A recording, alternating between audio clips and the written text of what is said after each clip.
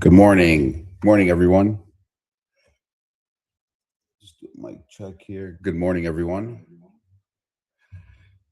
It's Monday, April 20th, 2026. The new day, fresh start. Welcome to the Pitbull Traders Morning Game Plan. I'm your host, Manny.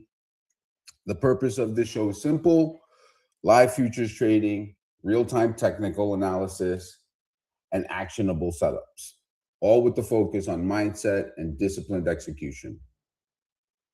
Every morning we'll come in with one goal: to build the structure before the open, so we're staying in alignment with the dominant forces of the day, so we're not guessing, no chasing. All right, so we're going to start and map it out. Needless to say, everyone's seeing the gap down in the futures. At one point, we gapped down as low as 70.85 on the Sunday open, and bulls were ready. Bullish futures traders were there ready at that open, and they swept them up. We are now roughly 55 points off that low. Let's just reset the line on our overnight high at 71.47. 71.47 half. Okay, so let's break this down. Obviously, this has been a vertical straight line move higher, right? And which makes things easy for us. You can see which makes things easy for us because we know which force is dominant. And that's always our number one focus of the day is figure out who's in control, our buyers or sellers in control, so that we can trade and operate in alignment with those with the dominant forces. So immediately what jumps out to me is the gap down we had last Sunday and then the recovery. You can see it really clearly here on the 4-hour chart on the left. So right here was our gap.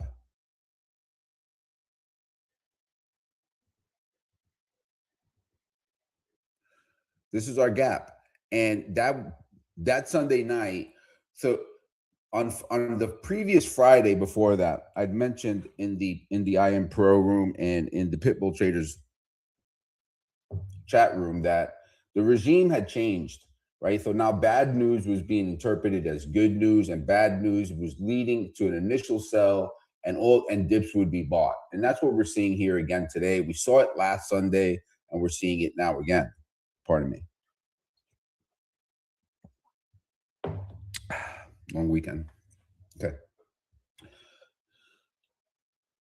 So the dominant forces are the buyers, and we can see last Sunday we had this look of a gap down. We gapped down quite a bit here on bad news over the weekend concerning the Strait of Hormuz. Similar to this weekend, we're seeing the same kind of look here where we have this gap down on the 4-hour chart and subsequently bullish buying. So I think with that being said, that certainly answers one of our questions is the overnight inventory short or long? And I think we can clearly see here that even though we are opening gap down, and we gapped down at one point, we were trading as low as 70.85. I think it's safe to assume that the overnight inventory is long.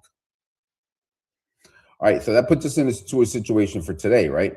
Okay, so how are we going to frame this? Large gaps are harder to trade, but since we have a dominant force of direction, I think that it can make things a little bit more easy for us.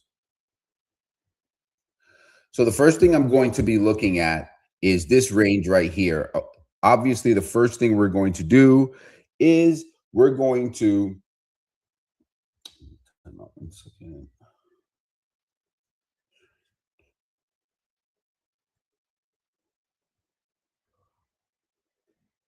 the first thing we're going to do is identify our open print, right? So on Friday, if you guys recall, we said, hey, the open print was going to be our fulcrum for the day. And that opening print ended up yielding a very nice look below and failed trade into our 10 a.m. low, which ended up being very close to the low of the day, if not the low of the day. And that trade ended up yielding almost a 60-point gain, peak to trough. All right, so coming into today, what do we have? So overnight inventory is long. We're gapping down currently about 19 handles off the settlement. So the first thing I'm going to be looking at this morning is, where is our opening print, right? Okay, so where's our opening print, and what is the first few minutes trading in relation to that opening print? What we want to see is if we think, okay, so we're opening just here, 70.42, and I know we're running short on time here prior to the open, but if we open up 70.42, the first thing I'm going to be looking at is obviously yesterday's value area low. So Friday's value area low comes in right in to that afternoon pullback low, right? So it comes in at 70.52.75. So does price get into 72.55 and gain acceptance, or and potentially make a move where we come up in 71.52 and then test higher into the settlement and we start chopping around a bit for a move higher? That's going to be the most bullish outcome, and that would be an analog for what happened last Monday. Okay, so let's just keep that top of mind. Do we get, and it's that has that look on the right-hand chart, do we get up into above the overnight high? Do we test value area low, 71.52.75? Do we find acceptance within Friday's value area? And then what happens at the settlement? But between the settlement and value area low is where we're going to be looking for that acceptance and entries on pullbacks if it's holding. Okay, so that covers the most bullish outcome. Okay, let's talk about what happens if we get there and we get rejected. So what happens if price comes up? Let's just blow this out because I don't need the 4-hour chart for this. Okay, so blowing this out a little bit, say what happens if we come into value area low and then price gets rejected, so we do a look above and fail and then start to trade back below into the overnight range. Okay, at that point what we could do is we can use value area low and the overnight high, whatever that is at the time, as kind of our risk marker. Do we get a lower high and a trend line that gives us a break where we can get maybe scalp a short inside the overnight range and look for a rejection of value and then potentially a move that takes us down down to test Friday's low at 71.17.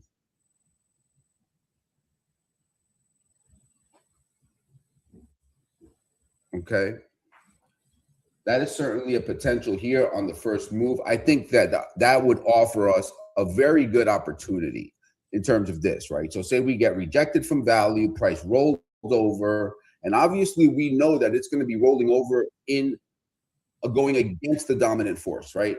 So do we get a move there where we come down and potentially trade below or at least test the overnight pullback low? And there are two of them really to take note of here. Oh, excuse me. Right, so we're going to be monitoring the low at 71.01. So let's call that 7100, and we're going to be monitoring the low at 71.10. Right, so does price get below there? Right, kind of do a look above and fail where we came up here, we got rejected, we put in the lower high, and now we're looking to go test yesterday's low. If we get down to yesterday's low and we are in this band here from 7100 to 7110, I think at that point we can start looking for any potential look above and look below and fail. And the one thing we're going to be on alert for here is we know if the ES is going to sell below those levels and it's going to be a sell day, it's going to be a gap lower and it's going to hold, then ES is going to cut right through those levels and beeline right for the overnight low, and then we can make further decisions there, right? But if we get down to 7110 and we start chopping around and price looks below, maybe does this kind of inverted head and shoulders kind of look, then here, let me clear the drawing up. So this price come to below, chop back up, maybe make a little bit of a lower low, test that 7100, and then start to work its way back up, and then make a higher low and find acceptance within the overnight value area and put in this kind of this head and shoulders look, this inverted head and shoulders look. Then at that point, we can start looking for long trades back above yesterday's low on the reclaim, and we can look for pullbacks to get long and test the 96% probability of it touching either the overnight high or the overnight low. Okay. Hey, good morning, Manny. Hi, good morning, Tom. So that covers kind of what we would see if we got below 7,100. All right, so let's cover the most. So we covered the most bullish outcome, and then we also went over what if we see a pullback off the open and kind of a reset of that overnight inventory. Let's talk about the most bearish outcome. Okay, so the most bearish outcome would be we get an opening drive straight down where price just kind of gets through yesterday's low, goes through the Globex open and cuts through them like they're not even there, and beeline straight for the overnight low. Well, then that's going to offer us an opportunity to get into a short trade, a kind of a breakdown short. So we bounce off of overnight low, it holds as resistance, and then we start to look for continuation down to the downside off of overnight low. So if we get down there, that'd be another level that can offer us a potential trade, whether it's a look below and fail of the overnight low or a breakdown short over below the overnight low. Now, if we're going to take the breakdown short, which is a lot riskier of a trade, harder trade to execute, one thing we're going to be looking for there is, we want to see price first bounce off the level, right? Kind of try to reclaim it and then fail, maybe put in a lower high and start to move lower, then we can short this break here off of the lower high once we take out whatever pivot low was made to get to the lower high, if that makes sense. It makes better sense on the chart, guys. So, all right, so that we framed out the most bullish outcome. We framed out the in-trend pullback outcome that lines up with the overnight inventory being reset. And we also covered the most bearish scenario, that if the gap holds, we get rejected from value, we beeline straight down. We'll look for a breakdown short below the overnight low or a look below and fail of the overnight low. So 3 solid trade ideas going into today's open. Let's remember, let's react. Let's not predict. Let's let price lead the way. Dominant forces. Let's stay centered on the fact that bulls are in control here. So for us, we're going to have a long focus, a lean on longs, and yeah. So that's how we operate for the day. Good morning, Tom. How are you? I'm doing well. First of all, thank you very much. You did a nice job outlaying that. It's great. Been doing this a long time, and coming through with different scenarios really is a very good exercise, and I want to commend you on that. No, seriously, it's what it is.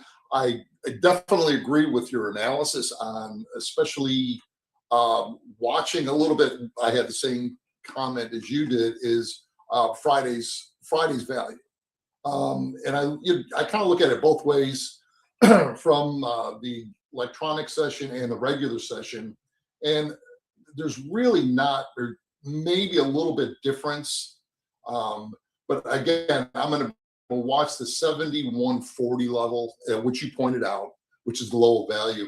And one of the things is you want to see what we do here. We're trying to interpret the auction process. That's all we're trying to do. What's it doing? What's the market's intent? What are they trying to do? Right now, obviously, they're trying to go higher. Last 13 days has been very easy to figure out what they're trying to accomplish. We pulled back a little bit this morning, but this has been nothing but buyers since the market opened. And again, you've got an inventory level that's, they're probably a little bit on the long side, but let's see how they react. One other thing, the only thing I would add to you, to your comments, is on Friday, we've got a high value area, roughly 7166, 7160 area. There was a lot of volume in this area. I want to watch to see how when you get a high volume node or area like this, oftentimes, and kind of notice it, they will act as support and resistance. So as much as I'm looking at it, as you pointed out, the 7140 area is the value area low from Friday. Even if it breaks above that, I'm more concerned with the 7160, 7166 area that I just pointed out, and how it reacts there. If that is rejected, then we may start rotating down. But that's going to be my kind of go no go area. I'm still looking to be bullish going into this, but as I had mentioned earlier, this is going to be, we've had 12.33% in 13 days. Yeah. I've been calling it the lockout rally, right? We've seen this before. It's locking everyone out. I don't know. Well, let me see. I don't know if I put that in there.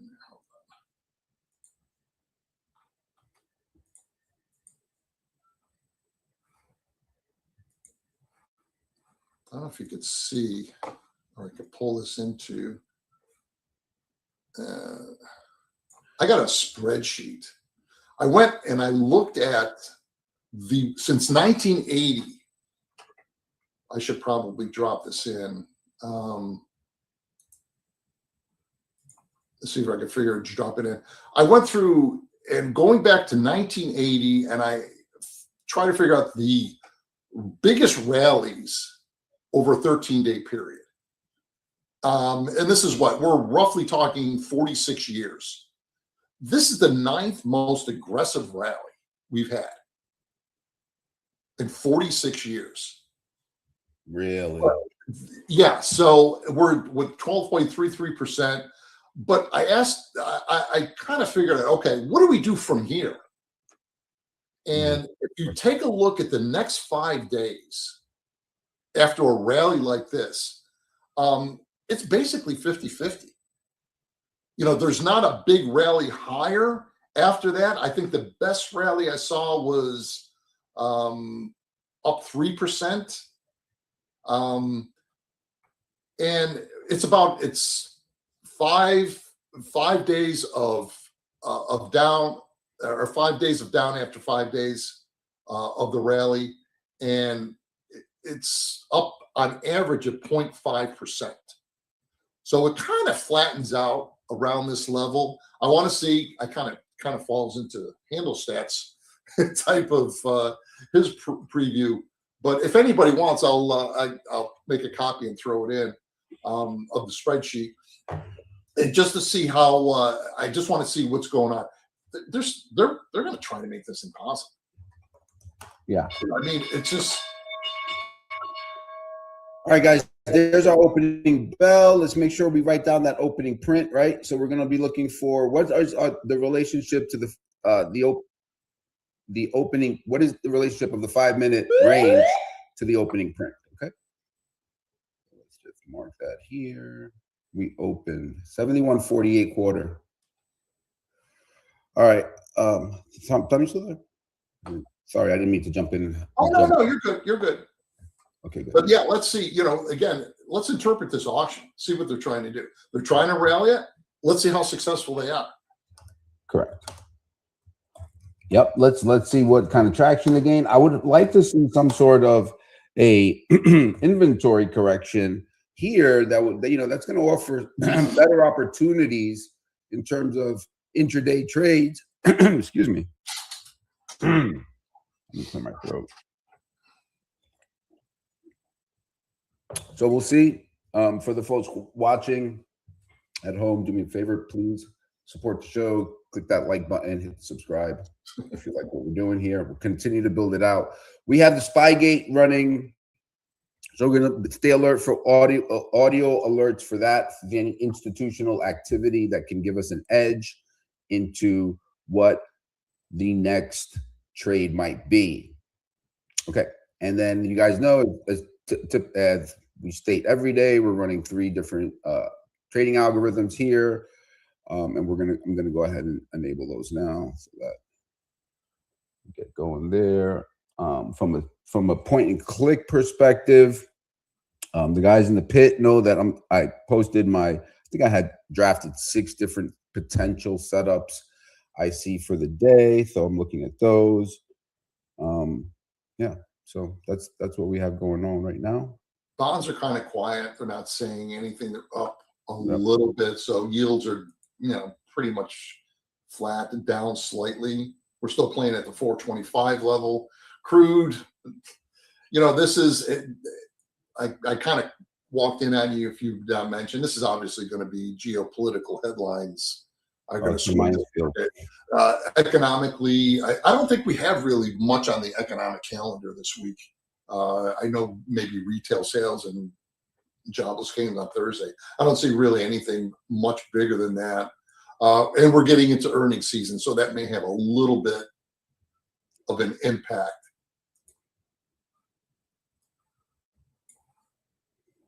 But it's just kind of hanging around there. Yep. You're not really moving one way or another. Yep, you're right about that. We've got the CCI algo that's got long. Just going to set these up here, guys. You guys can see that in your upper left screen. Some in here. Okay, keep that there. In terms of point and click trades, guys, I put those up in the pit trading room. You can see that in the chat. You can see the algo has me long here at 71.47.75, looking for a first scale at 71.52 quarter.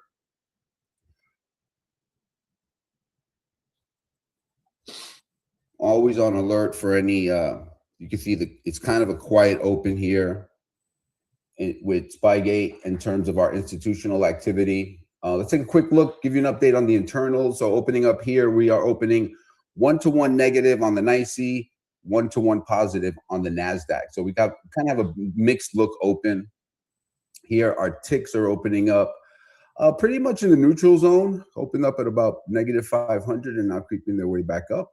We're going to take a quick look at our core sector list and see what that looks like. Always trying to get a good idea, not to read too much into the open, but see how it develops. Okay, see how the rest of the day develops. I think that's important. So here, let's take a look at our core sector list. Looking for that first target up there. Hopefully we get it. So our core sector list is pretty mixed. So we have 1, 2, 3, 4 sectors green versus 1, 2, 3, 4, 5, 6, 7 sectors red. Okay. All right. Yeah, so everything's showing pretty quiet. All right. So we're looking for that. Got it. A little bit. Got that first target, guys, up here at 71.52.75. So first off on that trade, I worked out really nicely. Happy to see that work out. Again, we have,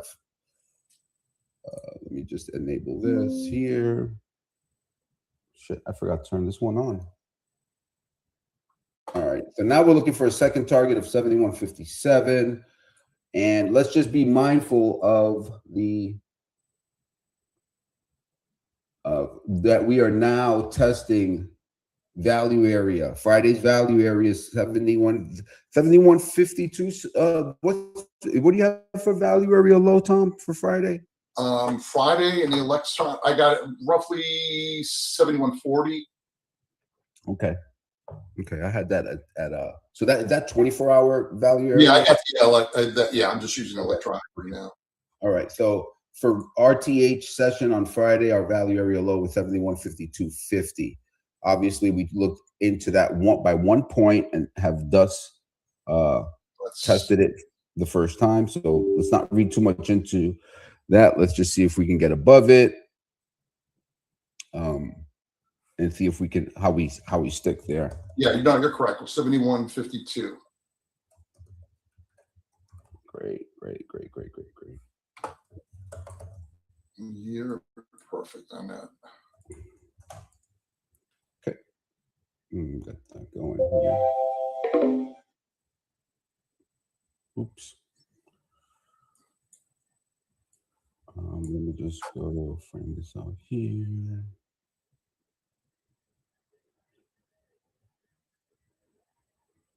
Make sure I have RTH in here. Okay. Yep. All right. So, and yeah, and Tom, as you guys heard Tom highlight, we don't really have much in the way of news today. Typically, that's what we see. We're not, typically Mondays are not news rich days. I do think that, uh, is this the week? No, not, no, FOMC's next week. I think next week is the really busy week. So, all right, staying focused here on what we have in front of us. Let me make sure I get this on. I think Kevin Walsh are going through the Senate committee hearings, so Hmm. That's so interesting. yeah, that maybe. I'm watching crude. Um, Yeah, really, let's take a look at crude. Good, yeah, good. that's it's up a little bit. Obviously because of Iran. If the straits are open, closed, you got me. That changes hourly. Yep, yep. Yeah, so it looks like it's coming down. Crude gapped up, no surprises there. It looks like it has a gap fill probably at about that 80, looks like 84, 84.10 to 84.20 level. So look out for it just broke below its Sunday night low, right? So it looks like, yeah, that's a 60-minute bearish engulfing. So it looks like it's moving into that gap fill. It's trading 86. Gap fill is down that 84.10, 84.20 area. Yeah, that's right between. So it's a gap both ways. And Jay Mark in our Pitbull Traders room just highlighted that the ES is stronger than NQ out of the gate. So pretty astute observation there, because NQ seems to be struggling. In fact, that NQ's got a pretty ugly print right now. All right, got knocked out break even on balance on that trade. So, nope, that's what happened there. All right, let me see. So, guys, in terms of time, right? What do we have to look for today? Let's see, cycle day 3. So today's structure is series. Today is a series 2 day, cycle day 3, and don't worry, guys. I'm going to explain what that means in a minute, especially for you new people out watching us on YouTube. What we do is we don't just have we have price edge, but we also have a time tool that gives us kind of an edge around where we want to frame our trades, or what times would our trades have the best probability of working. And so I'm going to drop that in the chat now. And what we're looking for today is an early low. Our first time-based pivot would be a low pivot somewhere in between 10:15 and 10:45. So with that being said, let me just disable this.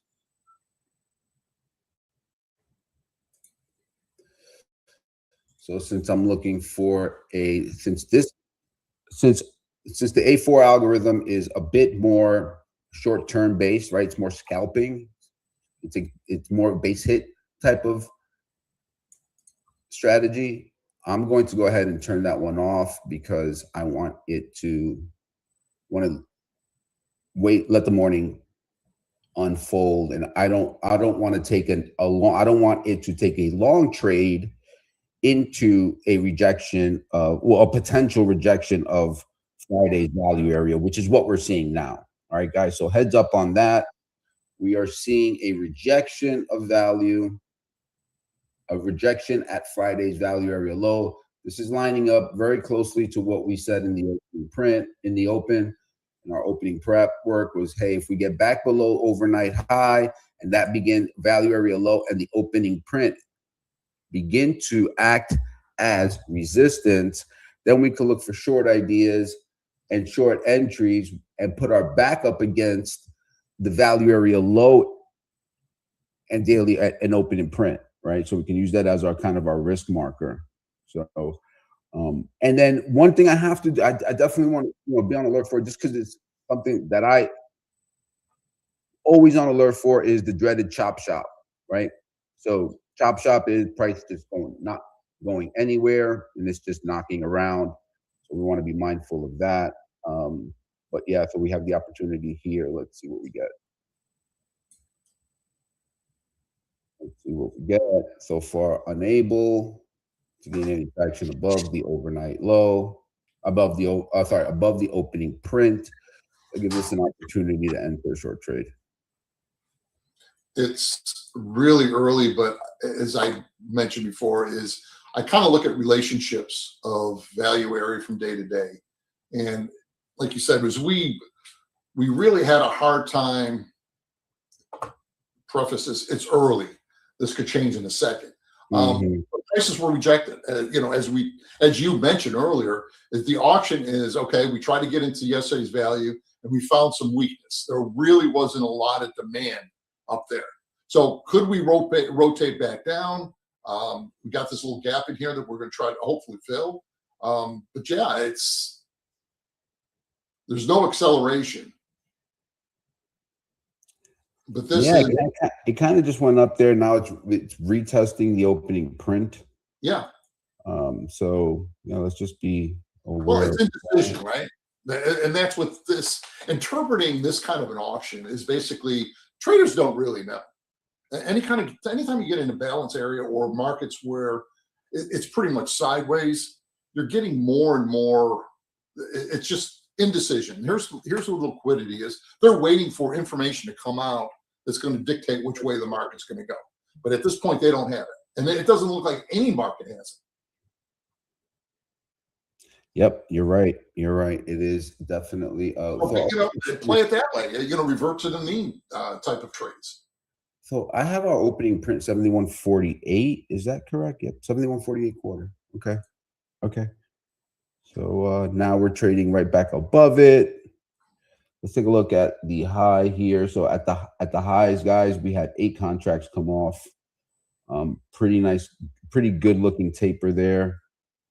So let's just watch this opening print here to gauge for any clues. Okay. The Dow's almost positive. Yeah, it does. Dow just went positive. Really? Yeah. Oh, hey, let's take a look at the VIX, right? Okay, the VIX gapping up right to last Friday's high. So big gap to fill there. So let's watch that first. I like to watch that opening range on the VIX. Let's use this very tiny time frame for clues for directional bias. We can't really use a 30-minute I prefer not to use a 30-minute opening range on the VIX because I need faster information. I need clues before that. So what I'm using is I'm just watering that down, bringing it down to about 5-minute range, 10-minute range. What is the VIX doing? First 15 minutes is really important. All right, you guys, you hear the croaks. I'm not sure if you guys can hear it, but there's our institutional sells going on. Let's monitor them for how do they, and you can already hear, right? So we had a couple of sell programs go off and they're immediately countered with some buy programs. And you'll kind of get you'll get more familiar with that as time goes on. It kind of agrees with our theory that they're just kind of chopping it right now. Right. Well, even transports are down. Oh, transports? Yeah, I watch them. Yep, I have them up. Yeah, that's another good directional bias tool in the morning. Watch those transports, guys. I mean, back in the day, the transports were more relevant than they are right now. But talking about a rally.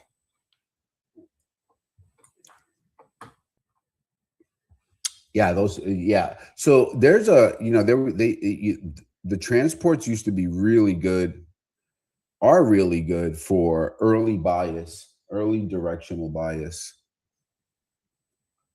Well, it flows into the Dow theory. It was a major component of the Dow theory. Yep. Since we're now more service, it's not as relevant. But that's things change, right? Correct. I remember, and it's way before your time, but I remember when I got into the market in the 80s, early 80s, money supply was a really big M1, M2, M3. That was a big number. Now no one ever talks about it. Yeah, I remember hearing about it, but it never made much sense to me. Well, we were coming out of inflation period, and Okay. that's money was much more critical back then, or cash liquidity.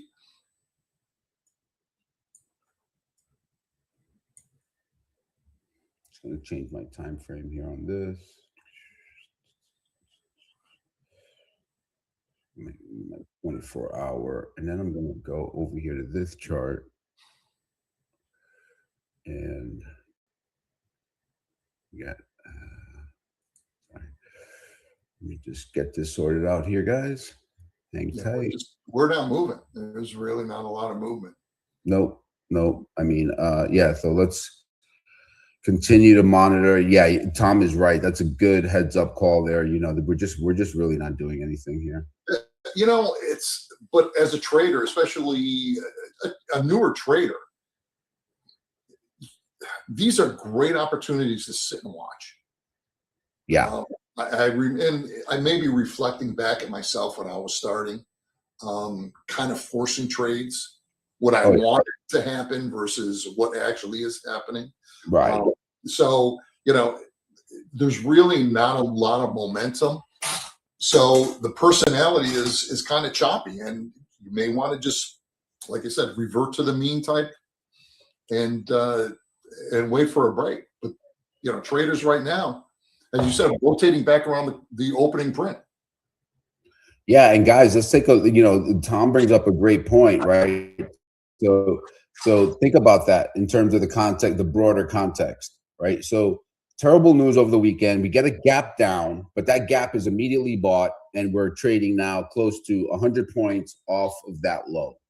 Okay, so we are roughly, let's see, 80 points off of that low. Okay, so now 80 points off of that low, guys, and price is struggling to get back into value. That offers us a short opportunity, a short scalp opportunity, and that's what I'm expecting out of this trade. Nothing more, nothing less. Because it had validity to it for me, because I'm looking for an AM low. The overnight inventory is 100% net long. I'm expecting them to be some type of correction of that. But in the broader context, if I didn't have a valid setup here according to my rules and what I trade, then I'd be sitting back and waiting for the opportunity to get in on the longer trend. And we outlined those potential setups in the early morning. And just to quickly review those for the folks just tuning in, we're going to be looking for an inventory correction that can get us to test hopefully the overnight balance area at 70.10. Hopefully looking for a look below and fail there on that level. So it would have, let me frame it out for you on this chart. I can kind of give you a cleaner look on the Thinkorswim chart. So let me just use that. I'm going to frame this out for the folks tuning in a little bit later.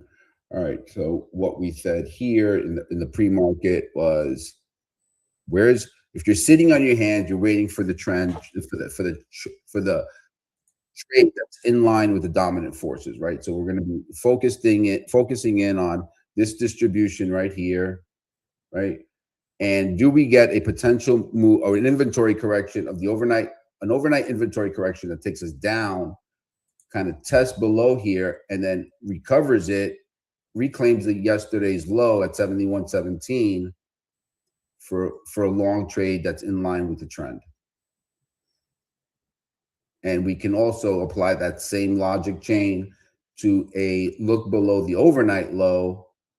Perhaps maybe we come back up. Maybe we make stab a little bit lower, put in an inverted head and shoulders kind of look, and we can look to get long on the break at these points, right? So we can look to get long here Wait, nope, not that marker. We can look to get long on this break here, and on this potential setup, we can look to get this one. Same concept there, guys. Right? We find the acceptance, we reclaim the level, and we're looking to get long right from there. Hope that makes sense. If it does, hey, good morning, Adrian. Nice to see you. Thanks for joining us. But if that makes sense to you, if not, I can review it again. But I think that's what, if I was sidelined here, that's what I'm waiting for. And if we get that set up, we'll certainly be trading it. I mentioned high volume areas. I changed to the Russell 2000 just to kind of take a look at that. That's been outperforming relatively to the S&P 500, or has been. Oh, yeah. Weekend. But on Friday, we had that high volume area. Prices ran and touched that. So let's watch on this. I don't know if it's going to be an indication of, or it will lead the S&P 500, but I'm going to watch that and see if, again, interpreting the auction as we talked about earlier, if prices are rejected or they break through. If they break through to the north and start hitting or swing highs, maybe the S&P goes with it. Good point. Yeah, I can see that.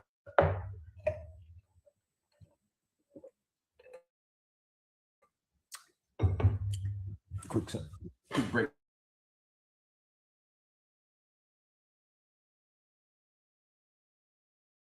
Like I said, the S&P is up 12.3. There was only two sectors that outperformed. It was pretty much technology, or the XLK that I use. It was up 21% over the 13 days, and the discretionary XLY was up roughly 14%.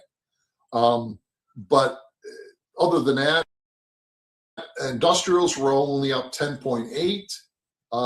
Real estate was up 10.6. Communications 10.3. Financials 8.4. Materials 5.68. And healthcare 3.46. And basically utilities and staples were flat, which are understandable. But it was primarily technology. So, go back into risk trades. See a nice little push here. Yep. Ouch. I just got stopped out of that long trade, as you saw. I took the short idea that we discussed pre-market, right? So valid trade for me. Sometimes they work, sometimes they don't. So here the idea was we were going to get up, test value, and then get below it, and can kind of get short in looking for an idea to retest those lower levels. That did not work out, but here's why the trade is a valid signal for me. And I'll just walk through it. We had a taper in the volume profile at the highs. Mm-hmm. Price looked above the value area low into Friday's value, and then immediately wicked and put in a bearish engulfing bar, right? With follow through on the next bar. I got short. I put my stop at the high. I got taken out. Looking for that AM low. So now let's pivot, right? Moving on to next. Like as I tell my team, next play. All right. So let's look at the next play. We know we framed this potential scenario out also, right? Where we come back, we're back into value, and now what are we looking for? We're looking for acceptance back within value. We're looking for pullbacks that hold to the open and hold the overnight high for a move up to settlement up at 7160, 7161. That's the volume point of control from Friday also. So that's the next setup I'm looking for, unless the ATAs get me in something here, unless the algorithms trigger something. I'm going to be waiting for that. Let me just look at my core setup list.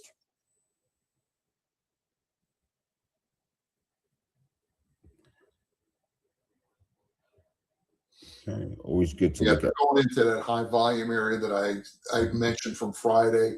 It was basically the last 3.5, 4 hours. Trading was really tight on Friday. Okay. We're kind of getting into that area right now.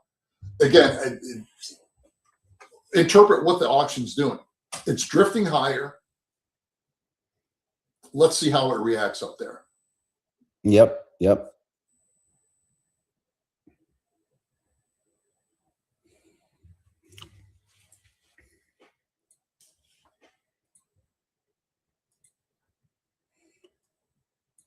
I don't hear anything in. Hey guys, drop a comment, and if you let me know if you can hear the Spygate program, I want to make sure that you guys are getting it.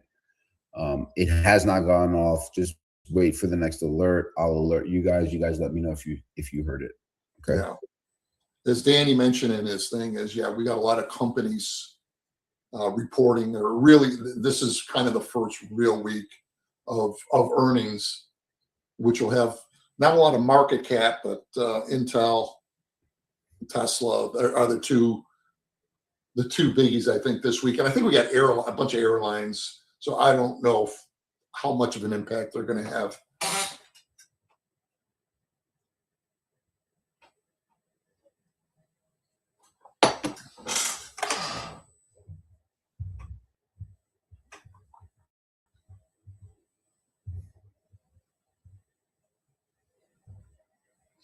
See, there was a rumor that United Airlines was going to try to buy American Airlines. Really? But I heard it was denied. And there was a rumor that they're going to do that. They're going to get shot down. And then United's going to go after JetBlue. United's going to go after what? JetBlue Airlines. Oh.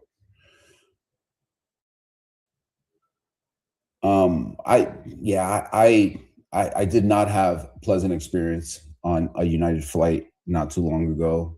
I tend to stick with Delta as much as I can, as best I can. But being in Florida, I try not to travel. I spend, so obviously everybody knows I coach baseball teams, and we spend a lot of time traveling. It's called travel baseball for a reason. And we tend to, I just got back late last night from a travel tournament, which we won. Thank God. It wasn't, here, I'll show you the folks at home. It was an Under Armour 11U sponsor. Let me see if I can show you that. 11U sponsor. Nice. Look at that. Championship ring, baby. Yep. We got a championship. We won the gold bracket. We won the last game. It was a barn burner. It was a great game. We won it 10-7. It was awesome. It was our fourth game of the day.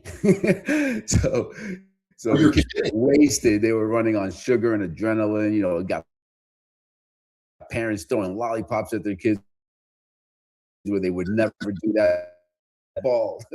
What age group? If I may ask you, what age group? This was my 11-year-old team. I have an 11-year-old team and a 14-year-old team. Mm-hmm. So this is my 11U team that I'm, probably is probably more talented for their age than the 14s were at their age. So these kids are all committed, got a bunch of great families, bunch of great kids. It's tons of fun. Do you guys fly in your travel teams? We try not to. We try to avoid it. So we try to stay, we try to stay Florida, Georgia, South Carolina, Alabama, but you have to go, so when we go to Cooperstown, right, we're going to have to fly. And we try not to, but we have to go to where the competition is. And if we'll start traveling further and further if we're beating people in our locality, right? So the more we're winning, the more we try to find teams that will challenge us. Mm-hmm. So yes, Florida's a hot spot. I mean, for baseball. Say again? I said Florida's a big hot spot for baseball. It's a big sport. Yeah, no, it's so there's a joke around. I live in the Tampa area, and so we have teams that come, from all over the country come to play us because it's a hotbed. And, one of the running jokes is, I have countless, I can't name drop them here, but, countless professionals that have played, for the Yankees, all over the major leagues, that are close friends because they live in the area. And, so there's a running joke that you can find a panhandler and he's probably like a D1 athlete. There's just so many. A lot of guys, because we do a lot of spring training in our area. A lot of guys, when they're in their younger part of their career, they trained here, and then when they retire, they come back here to kind of settle down because they remember it so fondly. Mm-hmm. So, I did a lot of coaching in my son's hockey team. Oh, really? That must have been fun. No. We did a lot of flying, a lot of frequent flyer miles. Yeah. Colorado, Canada. Yeah, well, my parents were not so much. Yeah, the parents can. So I've been doing this for, gosh, I've been doing this for 6 years, and then prior to that, I coached high school for about 7 years, I think, and high school, my high school team. And what I've learned is, and I've seen it happen over and over again, a bad set of parents can sink a team, can really destroy a team. You can have the most talented athletes in the world in your area, and if one parent can deep six your team. And so when we are trying kids out, and when we have open tryouts, which is rare because typically we're picking up kids that we know, but when we have open tryouts, we're recruiting the parents almost, probably even more, paying more attention to the parents than we are to the kid. Because the kid, we can teach them baseball, but if the parent is kind of getting in the way of that, then we're not going to get very far with that athlete. No, it's every coach that coached a youth program understands exactly what you mean. Yep. Parents are making break your team. Yeah. Market's kind of pulling back slightly. I just look at the Russell, and they're playing a little bit above this, but really not. I mean, there's kind of quiet. Hey, so heads up on just, let me give you a quick update on the internals. So we have an interesting development here. So internals flip. When we started, the NYSE was negative and the NASDAQ was positive. And now that's inverted. So now NYSE is positive, 1-to-1 positive on the NYSE, 1-to-1 negative on the NASDAQ.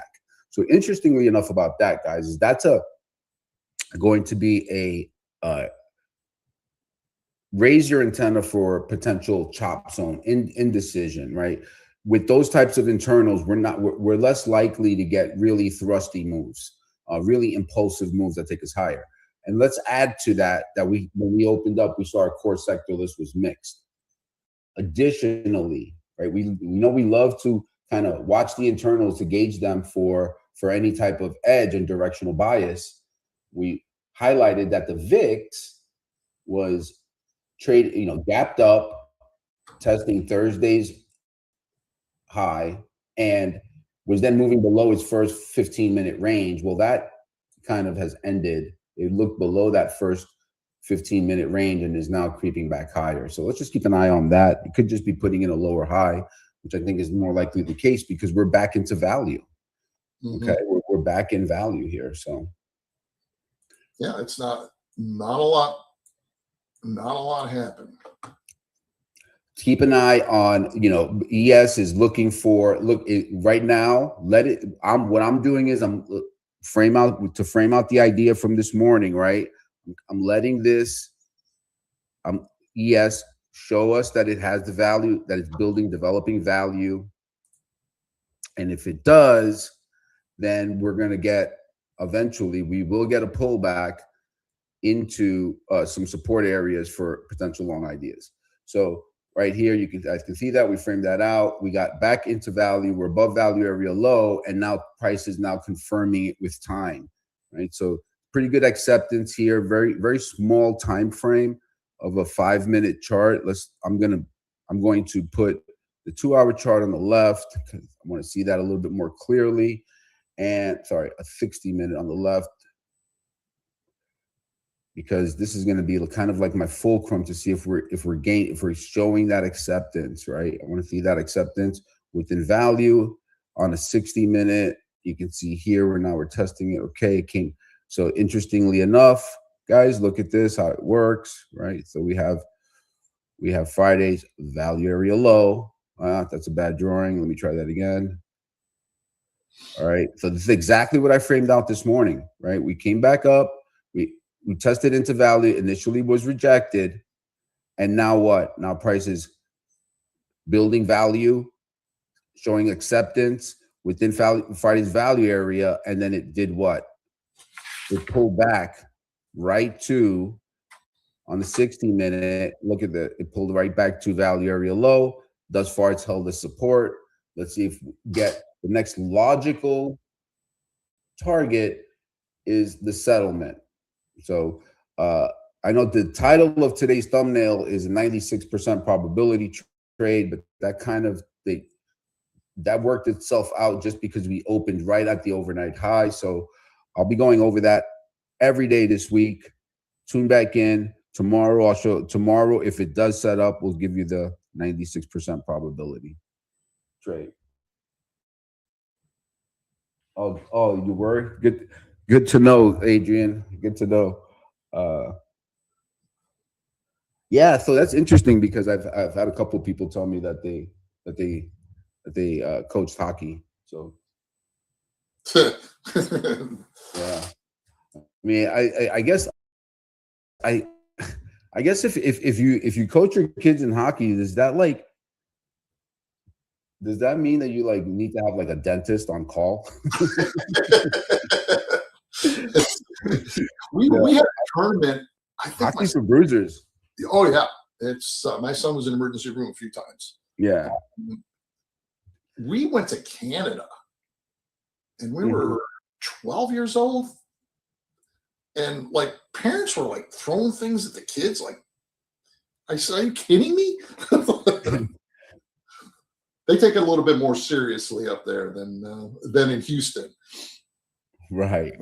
Yeah, interesting enough with kids, right? So if the kids aren't having fun, they're not going to learn. They play really well when they're having fun. So it's always important to not let some of the competitive parents take that out of it. And then what I found is that the less athletic the parent was, the harder they are on the kid, the more they're detached from realities, right? I just I love having a team of kids that their parents either played even a high school sport, but had played a group sport, not a singular sport, like a group sport. And because they kind of understand the process. Usually it's the parents that didn't have that exposure that kind of can muck things up. But and a funny story yesterday. So we're we're the 1 seed. We're battling. We're playing really well. We win our first game. We're going into our second game, and we start. Starting pitcher goes in there, and he got us 2 quick outs, right? So he's on his third out, and I can see he's fumbling about. He doesn't look. I mean, I get it. It's hot. It's Florida, but his face has got really red, and he's kind of he looks uncomfortable. And I go, I had to finally call timeout, go out there and talk to him. Say, what's going on here? He goes, oh no, coach, I'm fine. Don't worry about it. I'm like, all right, you sure? He's like, yeah. All right, fine. I go back, I sit down. He sails one over the catcher's head. I'm like, wait a minute. Time out. Like, what is going on? He goes, Coach Manny. What is it? Tell me. Just, honestly, you can tell me. I got to take a dump. His face was so beat red. He looked like he was squeezing his butt cheeks. I was like, why didn't you tell me before the game?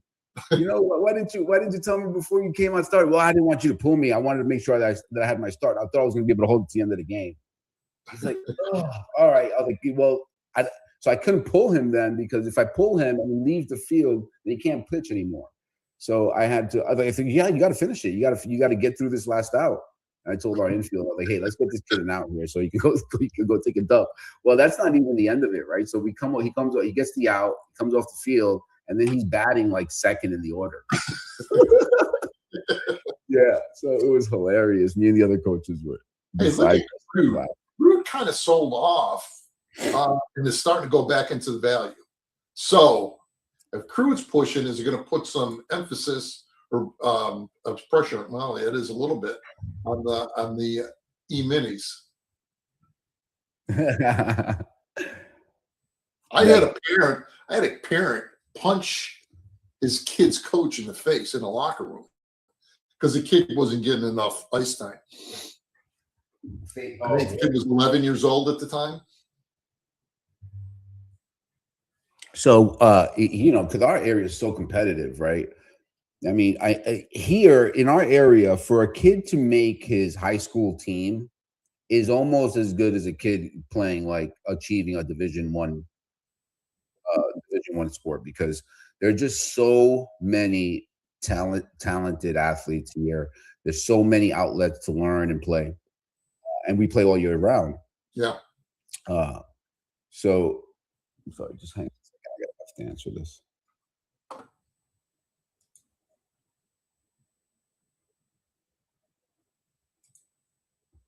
Yeah, Crude ran up and kind of stopped. Watch Crude to see if it's going to be putting pressure or relief of pressure on the S&Ps. Yeah, I gotta zoom this out.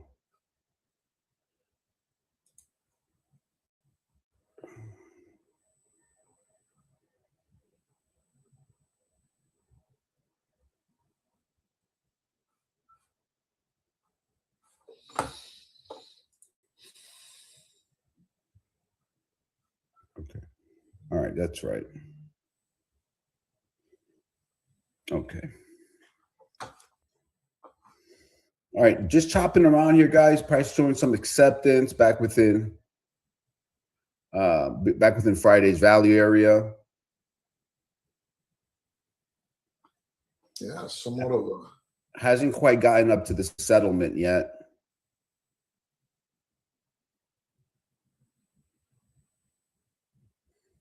But you kind of have to ask the question, what's the market trying to do? And is it being successful? So how would you rate that, Tom, here? What do you think? So I think we know that the market, based upon the gap down, and now we're right back into Friday's range. I think we're safe to say that it's trying to go higher, right? It's giving it a try. It's not a dramatic push higher as what we've been seeing, but it's drifting. It looks like demand or buyers will probably have a little bit of an edge. But as you were saying, you're seeing it flip flop. The internals are flip flopping. We're not getting much buy programs or sell programs, are we? That's a good call. Yeah, we're not seeing much. We're not seeing much in the way of institutional participation on this move, and that's indicative. Also, we can see that in the internals. Okay, so again, let's just without trying to speculate too much. But we have an overnight inventory that's net long. In order to get ES and propel it to test Friday's settlement high volume area, volume point of control, and even higher, that's going to require new money buying off the open, right? What we call new money buying, and that is not what we're seeing here. So what's the read on that? What's the next? What's next? So let's just be decisive and see. Okay, well, who else is on the sidelines? Well, we're on the sidelines. We're waiting for a good strong dip because we know the trend is up, but we don't want to buy them up here. And I would venture to say that there are probably a good group of traders that are seeing it the same way. Yeah, Russell's doing well. Russell's positive. Oh yeah, transport's on the highs.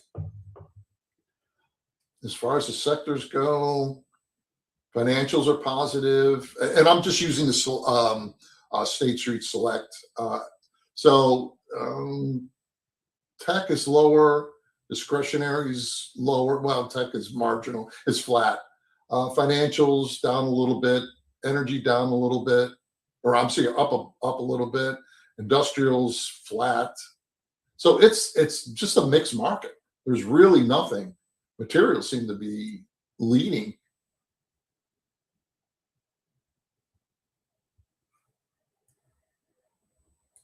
Yeah, it looks like materials want to hit new highs here.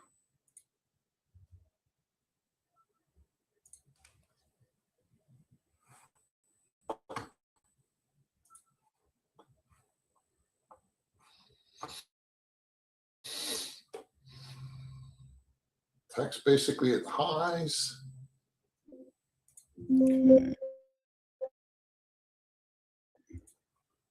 Hang tight, guys. I'm just trying to get these algorithms, their risk profile set to where I feel good about it. Let me see, 53. This was what? 63. Communications pretty much at all-time highs.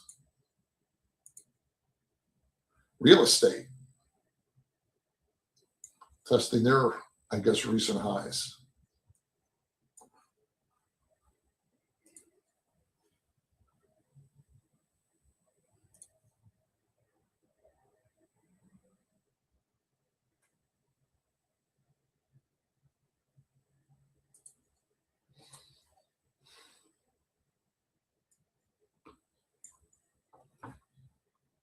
$71.27. Okay, hang tight, guys. Yeah, I'm just working through where. So based upon what we just spoke about earlier, right? Waiting on the sideline, waiting for a pullback.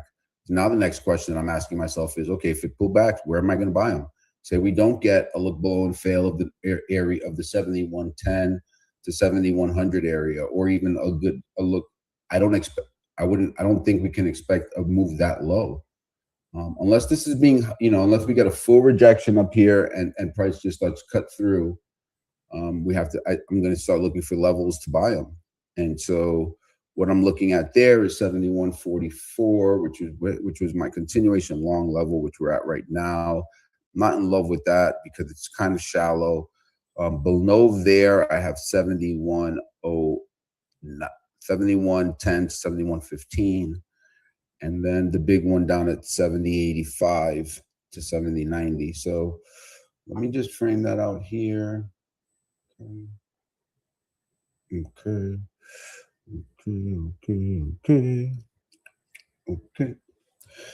I'm trying to figure out why this one didn't trigger.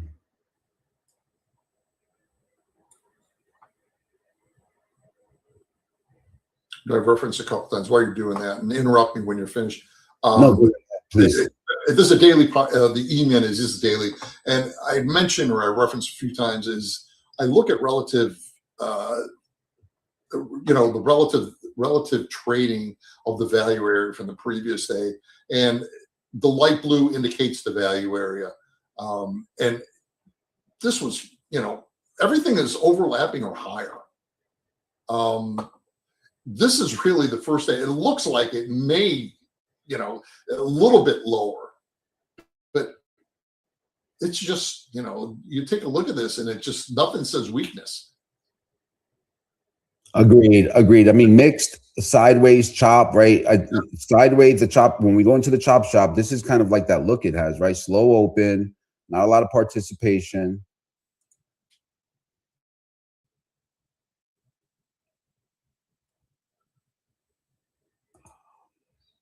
We're a headline away from,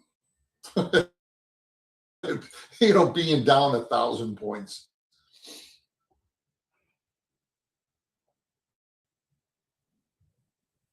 Okay, thanks for sharing that. I'm just trying to get this.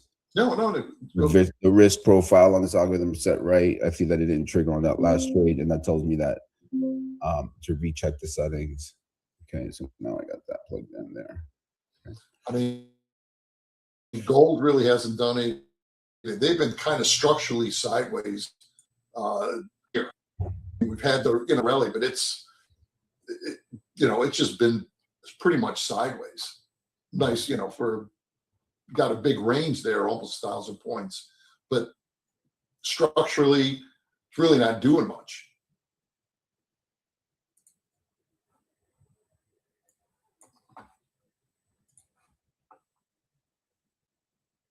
Yeah, this is just indecision on traders.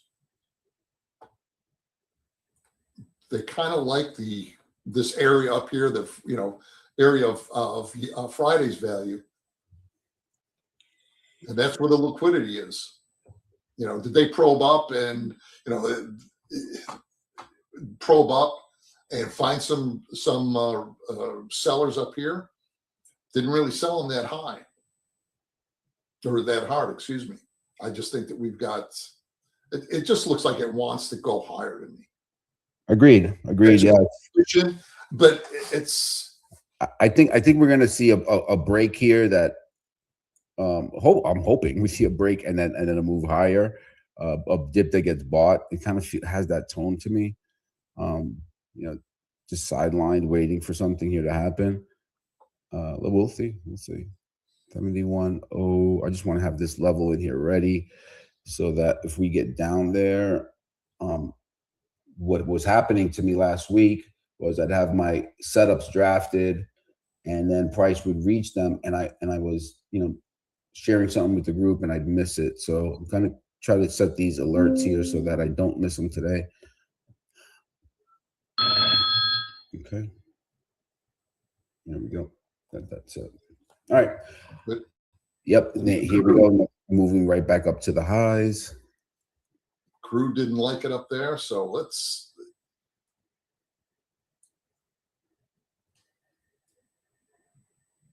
Not a lot of momentum one way or another.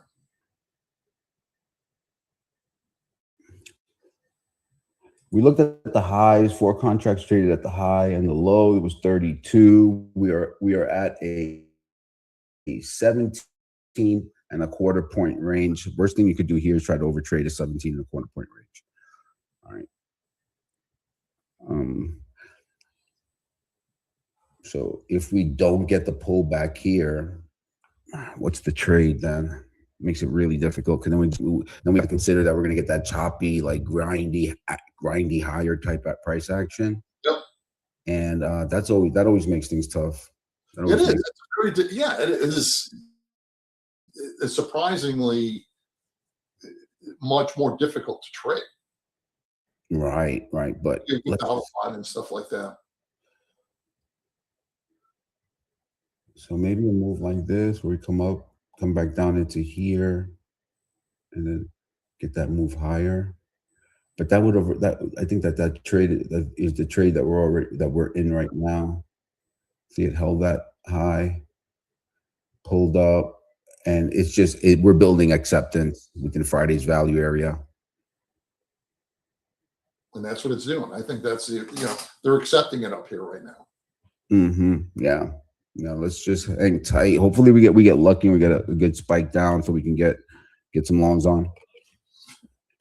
I was talking to another trader a couple of weeks ago, and it kind of goes to what we were talking about earlier.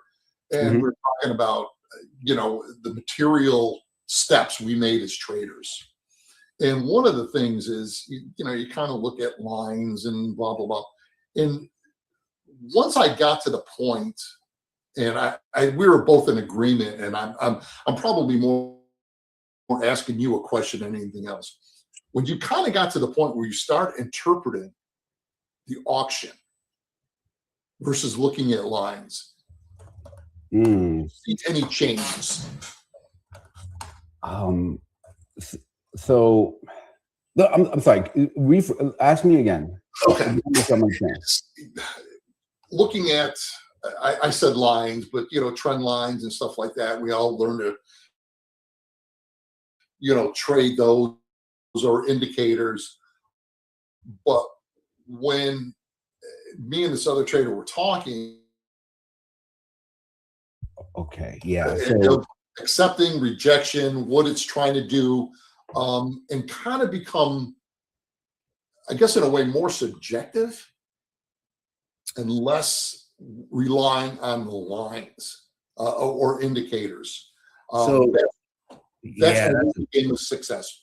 That's a great question, right? So it was kind of like Like with most things in my trading development, nothing was ever learned nothing was ever learned in a linear fashion. Like there were no light bulb moments, No. right? Things I just learned things over time, so it's always harder for me now to go back and think about, oh, when did that happen? But once I started to view to interpret the auction and to see, I remember it specifically because it was when I started asking myself, okay, so what is price not going to do?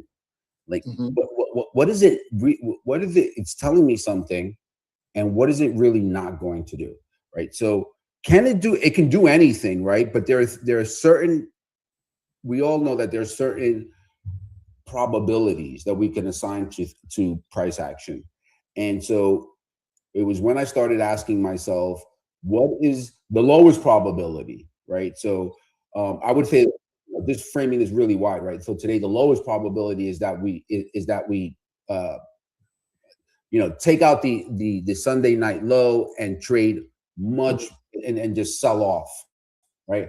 That would Hmm. surprise me. It doesn't have a zero probability, but a very low probability. Absolutely.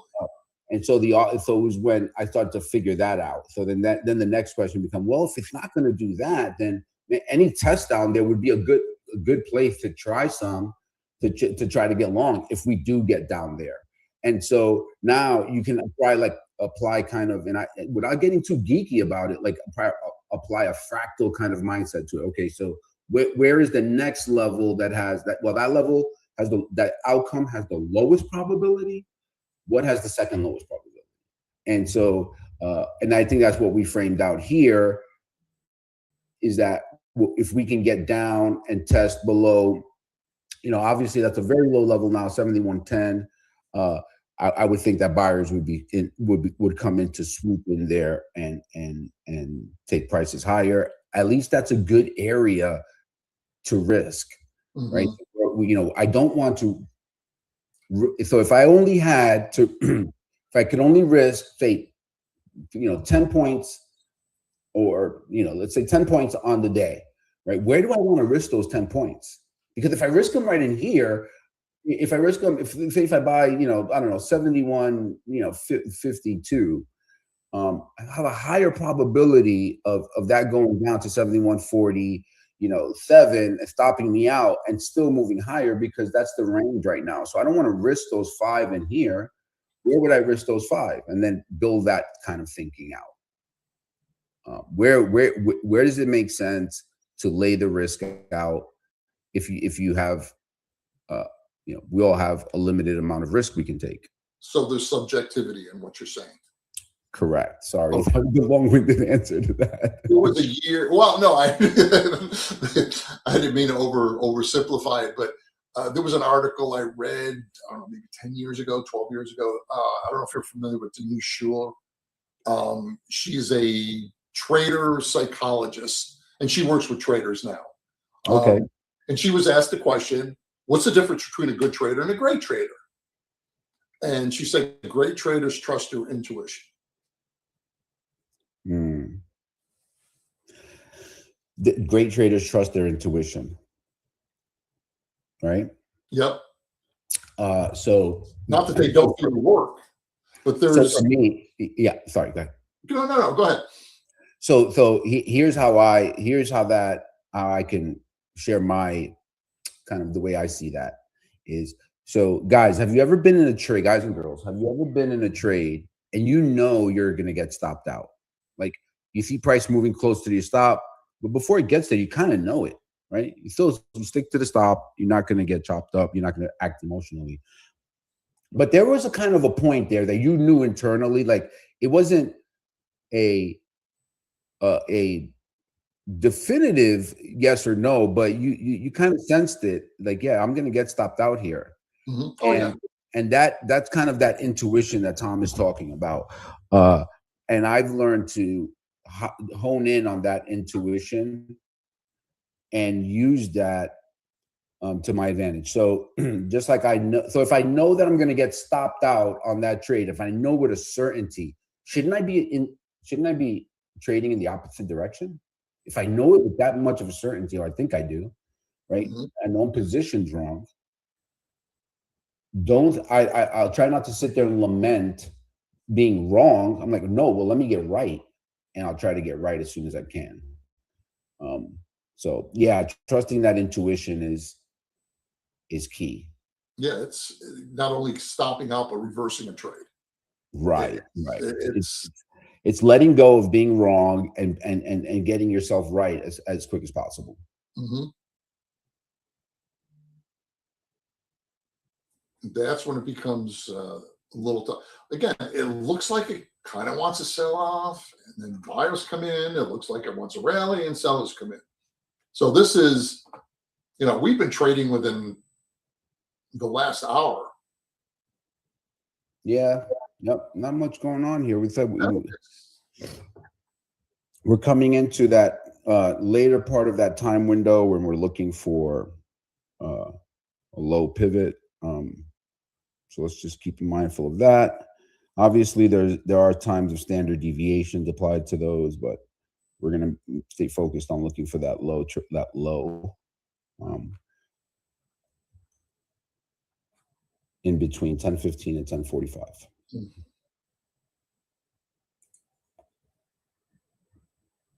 Sorry, guys, I'm just trying to get these wrist settings. I feel that like, okay, well, that's maybe too much. Okay, now let's again looking at crude. While you're doing that, is crude set up just kind of looking at the volume profile and structure, and this is the electronic. So we've got much more data, but you've got. I'm going to put this. This indicates the low value. So price to me, we kind of trudging along there. 8 o'clock, we sold off, went below value. We tried to go back into value, and prices were rejected. So if we could take out the 85.49, which is pretty much the low, we may start rotating down to the 84 level flat. If that's the case, I would expect prices on the E-minis to go higher. Yeah, that makes sense. That makes sense. If it comes down there at 84 and holds. Mm-hmm. They've been inverted, not lockstep, but they've been inverted. Let's keep the big look on here for the folks watching on the YouTube channel. If any of those trigger, I'll let you know.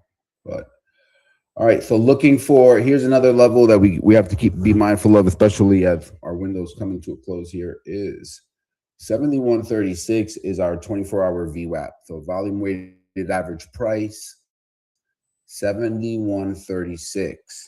Okay, keep that clear.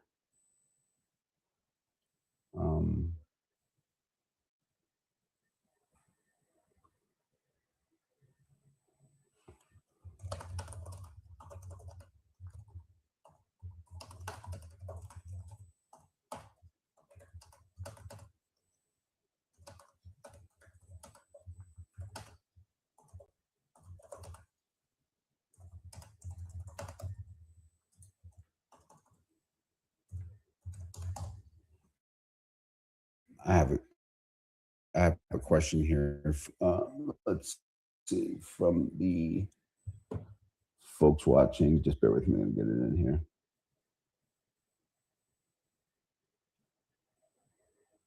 So, Vanny, you're in New York. Are you a Yankee fan?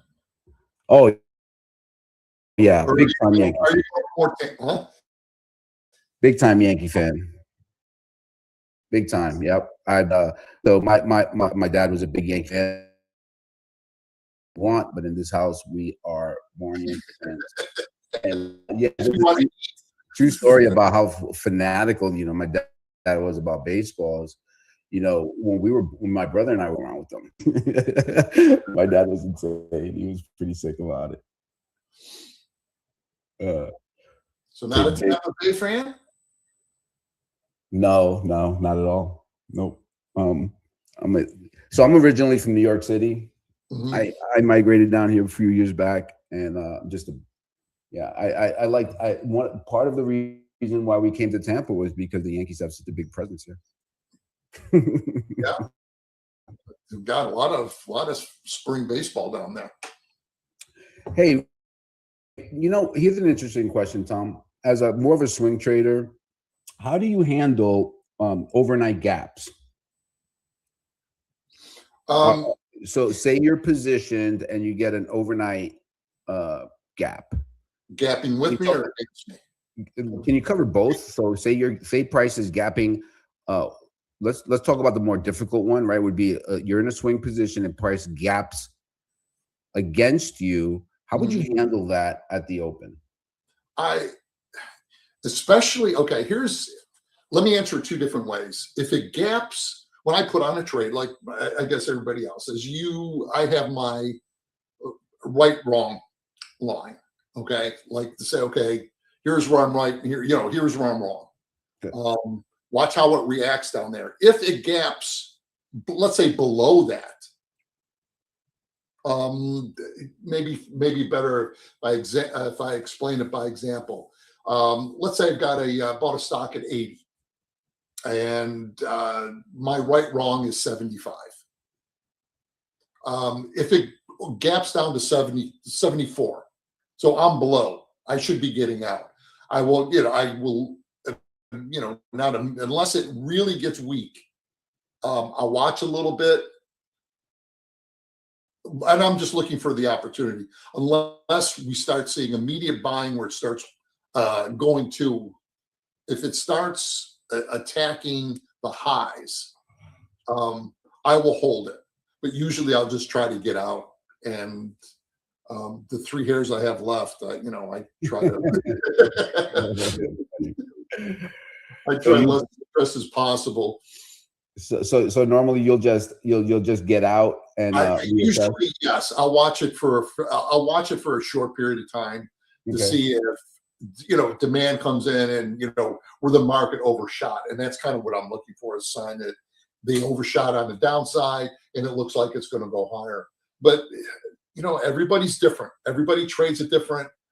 Me, uh, being Sicilian, it just I I don't want the aggravation.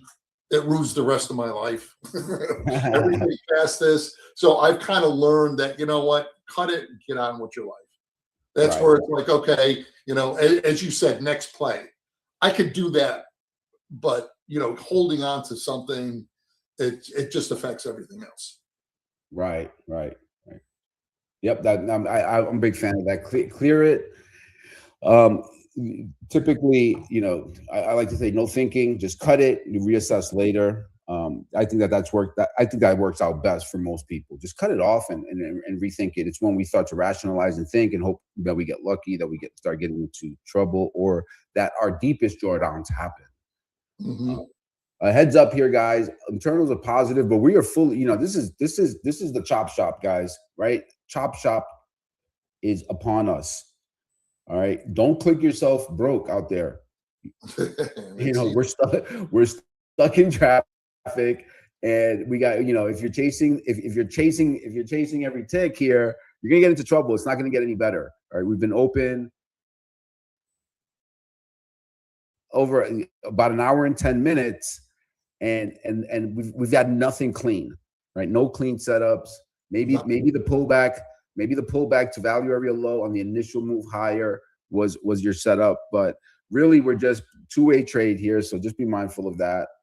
Um, we're looking for clean setups, and we don't have anything here. We don't have a strong rejection off the lows, and we don't have a strong rejection off the highs. yeah, So just read the context, stay safe. Something will materialize too. Um, yeah, it'll be there. I'm uh, looking at crude, and crude's drifting higher, and obviously there's a little bit more pressure. I don't know if there's any headlines out there that are addressing this, but again, just drifting. It's getting to, on the E-minis in the overnight session, we've got a little bit of a cliff in volume. Um, so let's see how it reacts down here. The first time it bounced a little bit. but you just don't see anything moving. All right, coming down. Our previous subject is, all large losses start from a small loss.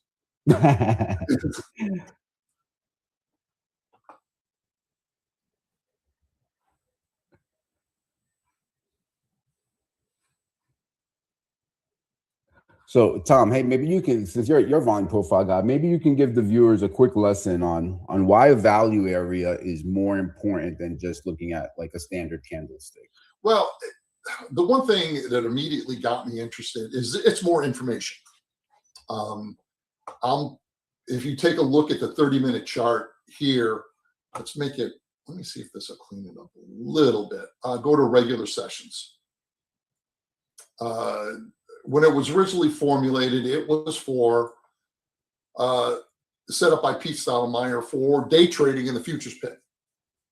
And what this does is, if you take a look, I'm going to take this off, take the volume profile off. Hang tight, Tom. I'm going to be listening. I just want to grab from the drink. Sure, you go ahead. And what you're seeing is everybody knows what the bar looks like. Right, it gives you the high, open, high, low, and close. Both traditionals, right? Candlestick and regular bar charts. Volume profile. Now I'm looking at this is volume profile. Market profile is a little bit different. It monitors time and price. This is volume profile. I use it for a couple reasons. It allows me on this platform to use volume profile and merge charts a lot easier than market profile. But with that said, there's really no empirical evidence if one works better than the other. They work primarily the same. But this indicates how much volume was at a price. Now, it does give you information. For example, and just looking at this, I'm going to take this off real quick. If you're just looking at this chart, you're not seeing why did prices stop in this area. But if you look at volume profile, it'll give you a little bit of a heads up. This area here, there was a lot of volume,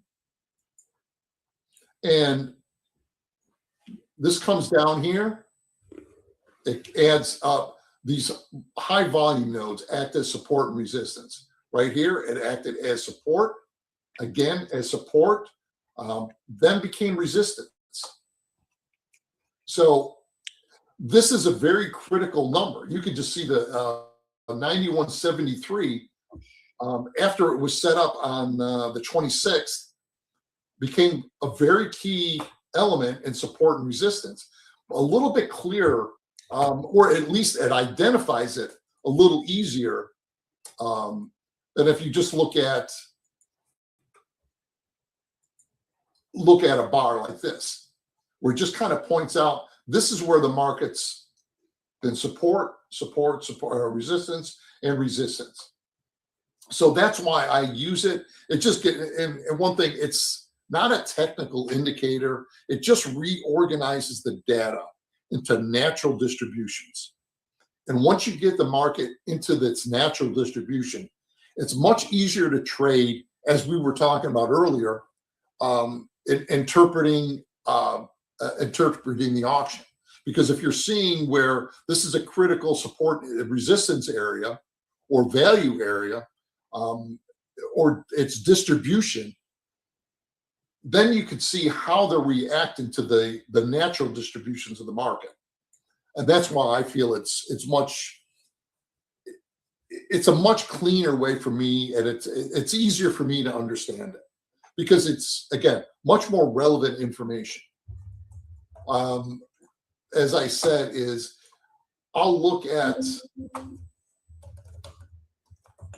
I'll merge profiles and say, okay, the market has been, let's clean this up because it was a big gap. I'll look at this distribution. Oops.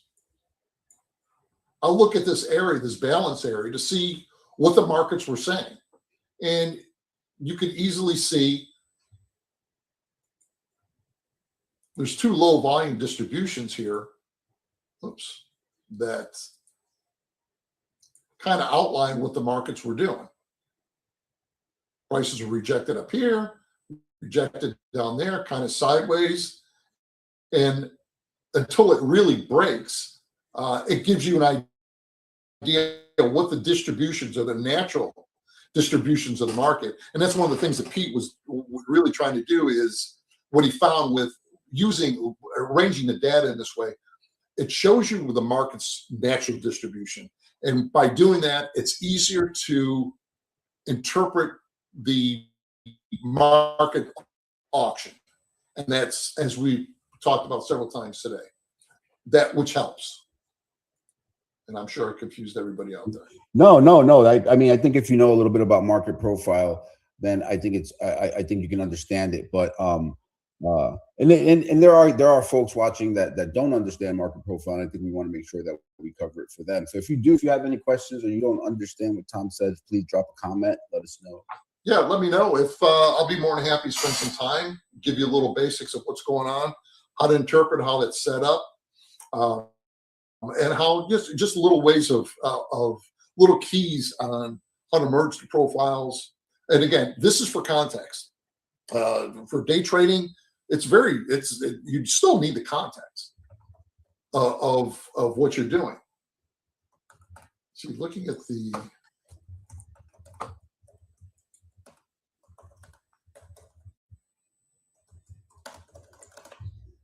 again, crude kind of drifting higher. And again, it's putting a little bit of pressure on the E-minis.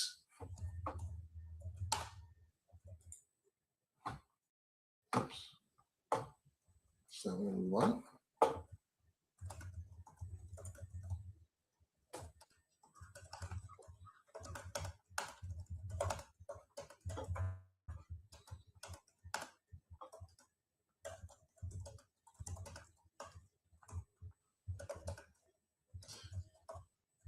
And the way I trade these with swing trades,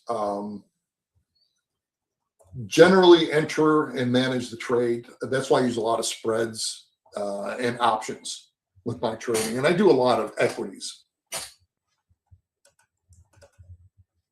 Anything on your radar right now on the equity front?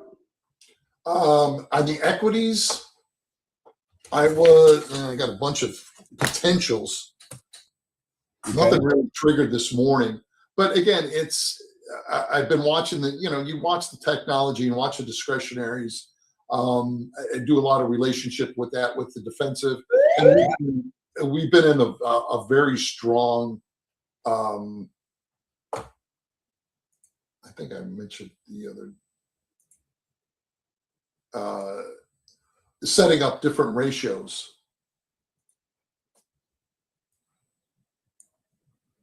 And if you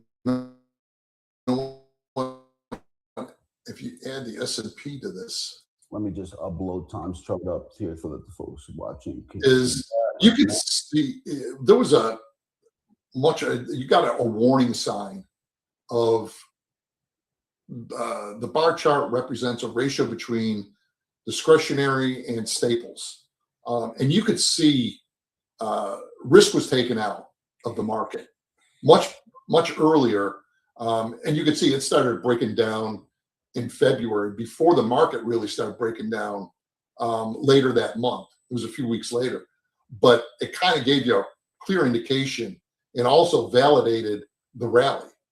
And I use this a lot, again, just for validation, if nothing else, to make sure that what we're seeing is a true move versus a false move. And we got a little bit of, Hey, heads up, guys. I hope you're the folks out there. The huge sub program going off right now. 8 programs being going off right now. You got to look out for news here. Heads up, alert. Stay alert here, guys. I hope you guys heard it. Do me a favor, drop a comment. I need to know if you guys can hear this because you're going to want to use it. I need to know if the guys watching on YouTube, if YouTube people can hear the alerts, that's the only way you're going to be able to use it. So drop a comment, let me know if you can hear it. That was a huge sell program. uh 15 sell 15 program cells went off there, countered Yeah. by 6. And that was pretty frothy there. It looks like 200 million, 200 million, 200 million. Geez, those are big numbers there. So obviously we're seeing them move lower here. So the CCI crossover got me short, and then immediately got me out. Could you tell what time those came? What time those hit? Yeah, sure. So yep. And the reason being is it's rallying. Is it taking out where all those cells were? Are we recuperating all of them? Yeah, so on the Spygate chart, we can see that where those programs went off each time. Hang on, let me just get this correct here. I want to make sure that I switch this over. 147. Okay, ping that. Okay, we're gonna blow this out to there, and we're gonna apply. Click OK. Click OK. Okay. Just doing some maintenance here, guys. Bear with me. Again, looking for that move down to that support area, but we are, in a pretty volatile moment right there when all those sell programs go off. I'm sorry. So yeah, so Tom, back to your question: can you see if those sell programs counterbalance an earlier? And yeah, we can. We can see it right here on our chart. If we blow this out, right, we can see that these sell programs. Let me just get this over.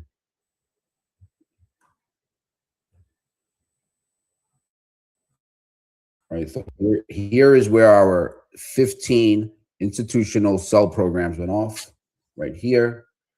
And we can see we had buyers here, kind of like along this line was what they were buying on the SPY, and they just dumped below it. Could be a potential stop run sweep here, but 15 pretty large sell programs and off, countered by 6 buy programs.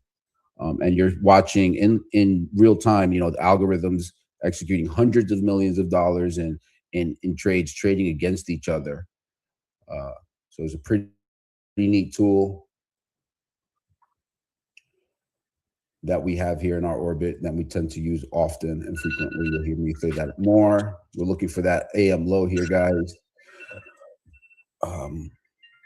Potential setup we discussed earlier was a sweep. Let me just get that chart up. All right. So yeah, we came right back down. Gosh, we didn't really quite get the touch of yesterday's low. See what the volume profile looks like. Okay, this thing is jammed up here, so let's relaunch that. I have another neat tool I'm going to bring on here and share with you guys. Stay tuned. I'm going to be able to show you what I use for delta divergence at a specific level. I just had the program reinstalled, and I'm working with tech support to get it working. So look out for that. Tons of value going to be added here, guys. Tons of neat tools that I think that are not really that are proprietary to our team, and we're going to bring those to everybody. Okay, so just looking at our low here, 71.89. Okay, trick trades going short right here.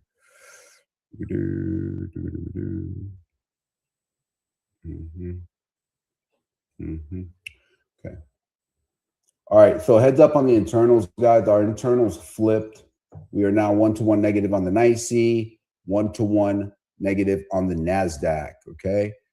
We're looking for a retest of those lows. And kind of, so what happens here, what I think you should know, and I again, I don't want to flood everyone with too much technical jargon, but Here, let me just show you.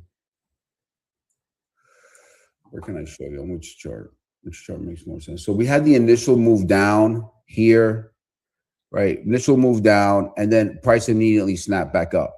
So what we want to be careful on that is when price snaps like that, they tends to leave a liquidity vacuum, right? Price sold off on the news, they swept everything in the book, and price immediately retraces. There's no way to tell if that was bought or if it's just a liquidity vacuum, right? So the book is light. There are no orders in the book. The book needs time to replenish. Algorithms need time to recalibrate and assess the news. So we definitely don't want to be executing into a liquidity gap. A liquidity vacuum. Mm-hmm. Oh crap! How did this thing get me? Algo's running amok over here. Somehow there's a short trade here triggered while I was talking. Well, you go figure that out. And again, the same thing is we got the low on that 71.24 was low. I'm thinking that if that is taken out, it may trigger some more on the downside. I'm sorry. Can you repeat that level, Tom? No, just 71.24. Okay. So if that area is kind of taken out, again, this is on the E-minis. I need to change back. Yeah. That would be an area that, okay, we did bounce a little bit off of that. If that's taken out, we may start rotating down towards the 7103 area. But again, it's just drifting so much. I don't expect much movement one way or another. Right. We'll see what happens. Yeah, I'm not sure. I'm scanning for news here for everyone so that we can. Yeah. Is there anything? That's what I'm. Highly unlikely to ceasefire with Iran president says. Was that in the feed? Yeah, thank you. Okay.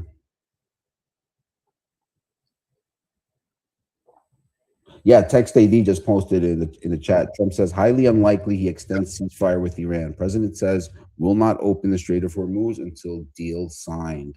Thanks, Text Dad. Thank you. Yep, appreciate that. Quick heads up there. All right, so got the short going on here at 71.32. Looking for a first target down there for 5. I think it's 6 points on that one. Let's see. Okay, looking for 71.25.50. But everything that's going on over the last year, bonds haven't moved. Yeah, so our 10-year is up at 4.2% right now. Yeah, 26. Yep. 10-year, they're just happy in the bomb pits. Nothing major. They're kind of the adults in the room, and really not a lot one way or the other. I mean, again, you go back to almost a year and a half, and we're sideways. Yeah, that's interesting. Hey guys, heads up too. Remember we looked at the first 15 minutes on the VIX and it came down. It traded below its first range and now it took out its high. So look out for that. VIX is moving higher. Now I'm not surprised to see the VIX moving higher here. I want to take a look at the higher time frames on it, but I'm not totally surprised, right? Because when you think about it, right, where we are on the chart, right, it kind of makes sense that we start to see, larger institutions or regular traders even start to add some insurance, right? So we're now above that prior high at 19 and looks like it's going up to test that 2077 level. So, yep, heads up there. Let me just fix this one because this one's triggered and I just don't have the right account in there. Okie dokie. Yeah, it's kind of mixed. Yep. I mean, all in all, we're still trading in Friday's range. with, you know, with that huge rally, we're still, again, we're, you know, value areas kind of overlapping, maybe slightly lower, but it looks like they're kind of happy up here. You know, again, we're a headline away from that to be gone, but Yeah, all right, guys. So heads up, T-Blizz just posted. UBS says CTAs are poised to quadruple their S&P exposure by the end of April.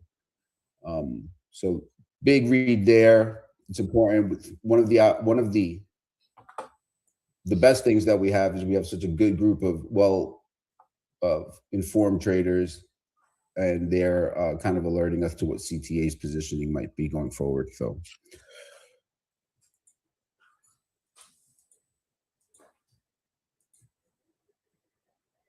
Let me just I'm on the hourly on crude. I want to get down a little bit more granular there. Get a little bit better insight. Gosh, I hate being short here, but whatever.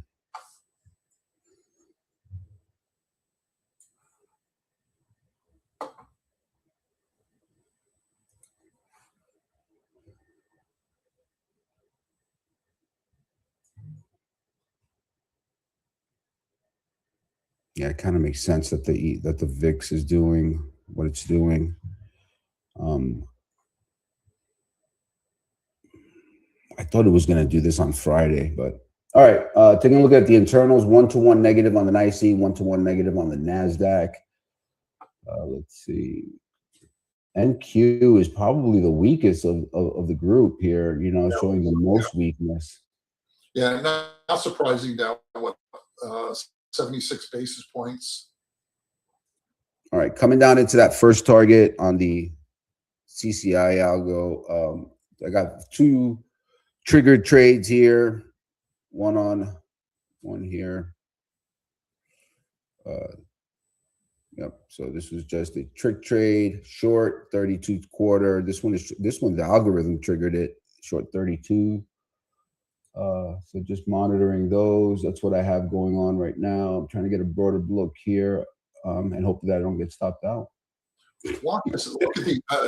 I'm glad you brought up the NQs, because structurally, if you take a look at the E-minis, we're kind of, I don't know, there's a bunch of chop in here. But if you look at the NQs, they've sold off to. Got that first. Sorry, Tom. I just got that first target, guys. So heads up. All right, back to Tom. He said you were talking about NQs in the gap, Tom. Yeah. Well, no, it's structurally. I was showing them that the E-minis are kind of in this chop area, but if you look at the NQs, it's more on a structural level down in here. Okay, it's 1, 2, 3, 4 times. So if that broke down, is that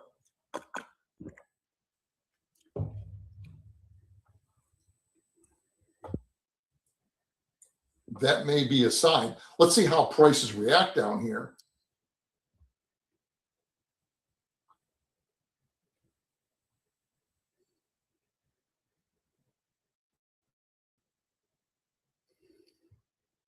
So now, guys, here's the $1 million question, right? Was that a rejection from value, or are we simply seeing a pullback? Right. That's right. So here's what we're going to use to determine that. So obviously we're gonna gauge the strength and the momentum of this move lower. Is this just a news sell that was triggered by Trump's Truth Social post? I don't know, but the overnight range, we had a low of 70.85 and a high of 71.48 quarter for a 63-point range. The most densely traded area, or where there was the most volume, was at 71.19 and a quarter. Okay, so what we're going to do is we're going to wait for price. If price arrives there, we're going to see how quickly. If price just cuts right through there and starts beelining for the overnight low down at 70.85, that's going to be a good tell that this was a rejection from value.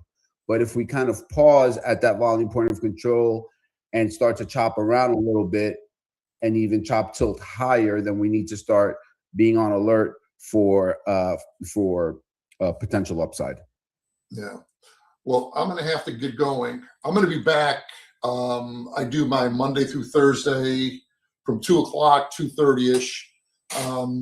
Please jump in. I basically talking about the structure of the market during the day and seeing what's happening and if it's any clues on going forward. So, hey, buddy, thank you very much. I appreciate it. Everybody, good trading.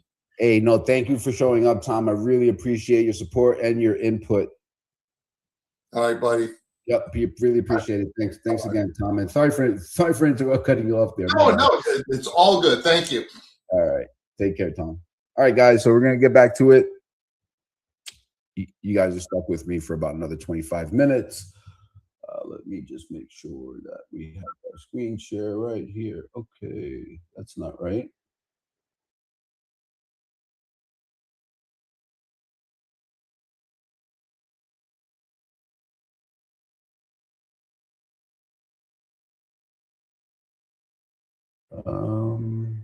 Yeah, okay, good. Should be all good there.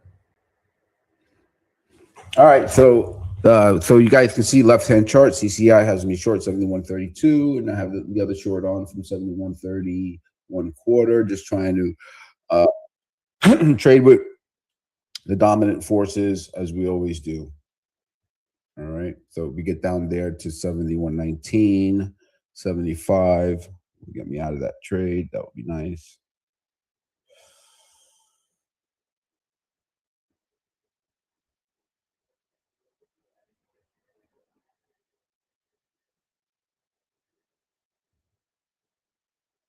Obviously, we overshot. I think the news overwhelmed the clock here. So, staying on alert for that. What is our low? 71.09? No, 71.21. Our RTH low. Let me plug that in here. I want to get a good idea for if that low.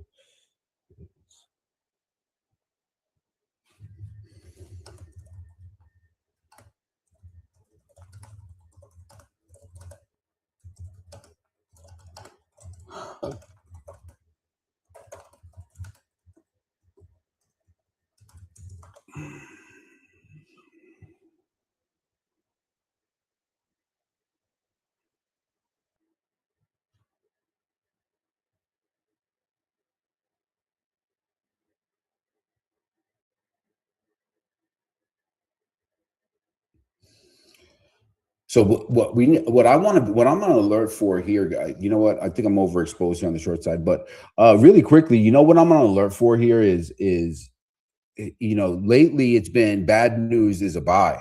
So are we going to see that again here? Are we going to see this dip be bought? And I'd have to think that given the recent price action of last week and even of today, I would have to say, I'm thinking long-minded until if we get below that volume point of control, the overnight volume point of control,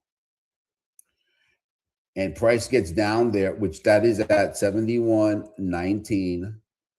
If price gets below there and then gets into those single prints of 71.01, then I'm going to be looking at potential liquidation down to 70.85. All right. Tighten up these stops in case we get ramrodded here.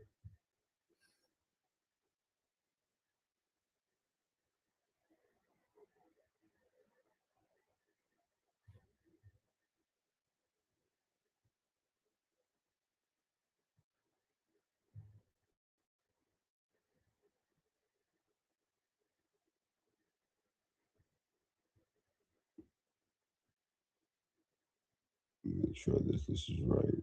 Okay.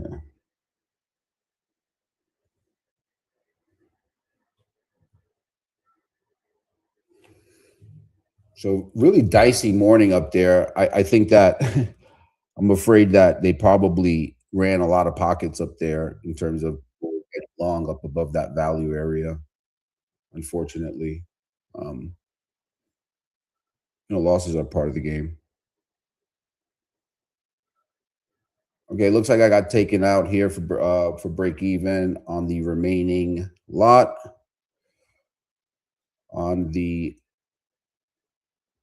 on that short, and this one's at sitting at break even.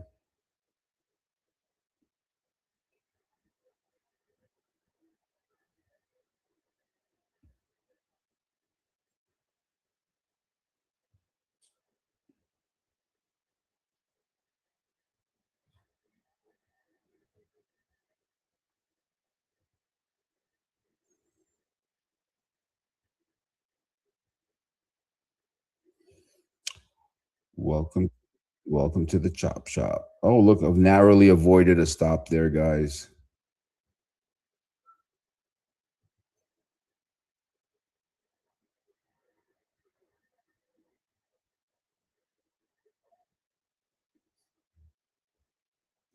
All right, so where's the next give me your lunch money level, the liquidity grab? Where is it? Let's check it out.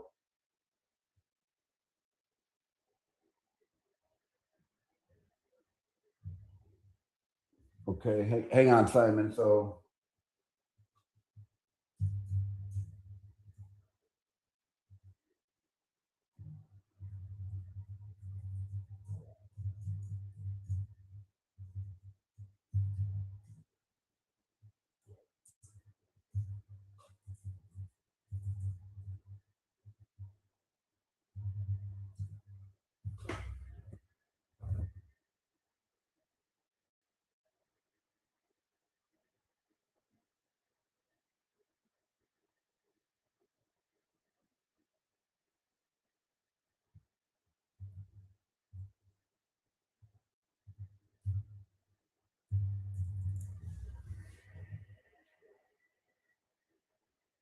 hang on, let me get this sorted out here. Still, still working that short trade, guys. Looking for 71.19. Oh, what is that?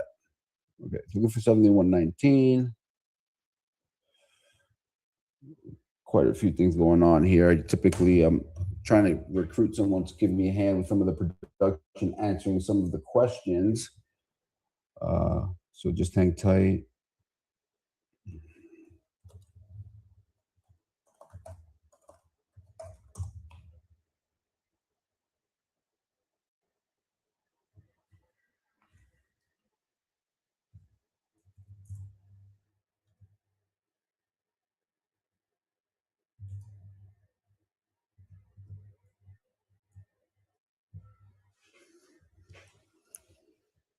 Getting a little choppy down here. Profile is top heavy.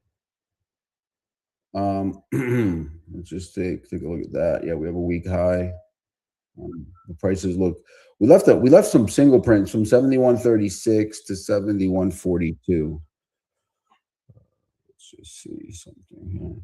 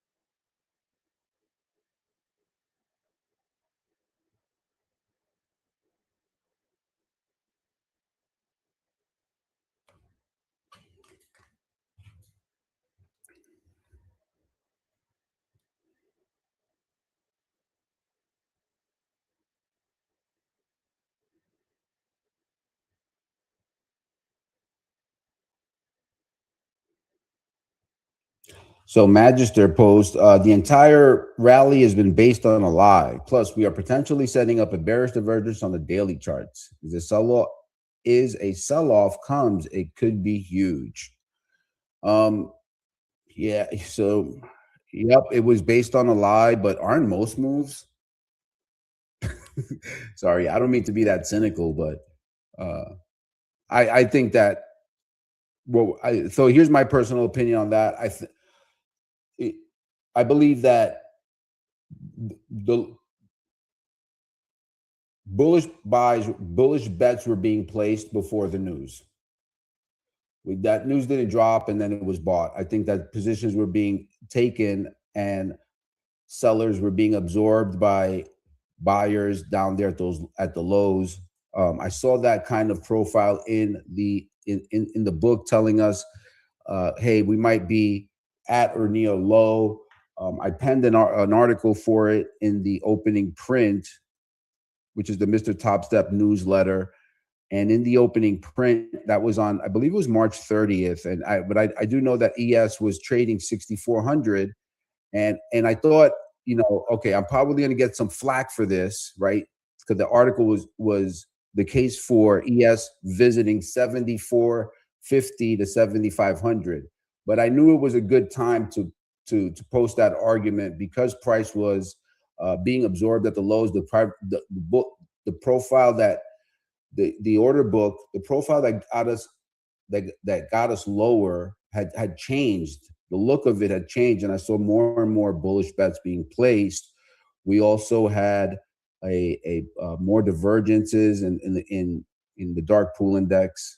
Without getting too nerdy on you guys, uh, so I think that the news was just an excuse, and then for those bullish bets, because if not, then we probably would have been, have reversed and sold off hard when the move was when the news was kind of invalidated.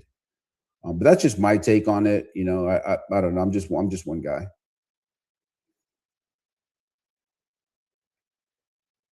All right, some value here. Starting to get that move higher. See what happens here. Price chopping around a little bit.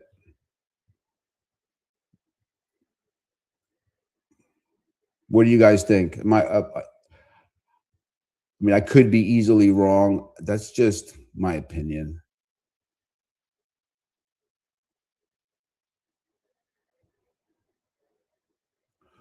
The thrusty move that we saw, off those lows that was a lot of money being bet on that move. So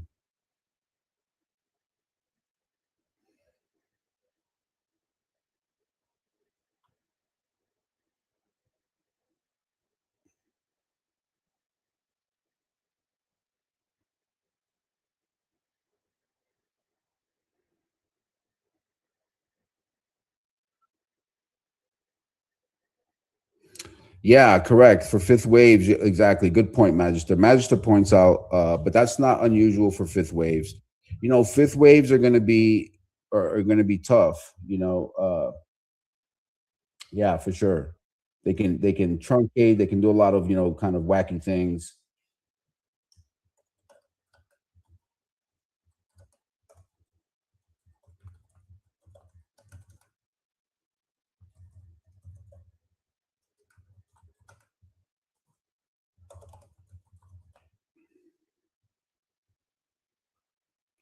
Yeah, so what you don't want to be doing, rule of thumb, Magister says, always look for bearish divergence on a fifth wave move. Correct. What you don't want to be doing, and they're going to appear a lot. That's an astute observation. What ends up happening is people start using those in fifth waves. Is really the only time that you want to, you know, use bearish divergences, especially on slower moving oscillators. God, that sounds so nerdy. Uh, But what you don't want to do is start using those divergences in a wave three. Like that's just yeah, wave three. You're gonna get a ton of divergences, and you're gonna have a hard time getting any move lower to stick. And I'm still a fan. I still believe that even with even in bear markets, I think that you can probably still make a living on the long side. But whatever. What the hell? How the hell did I lose my? I got taken out there.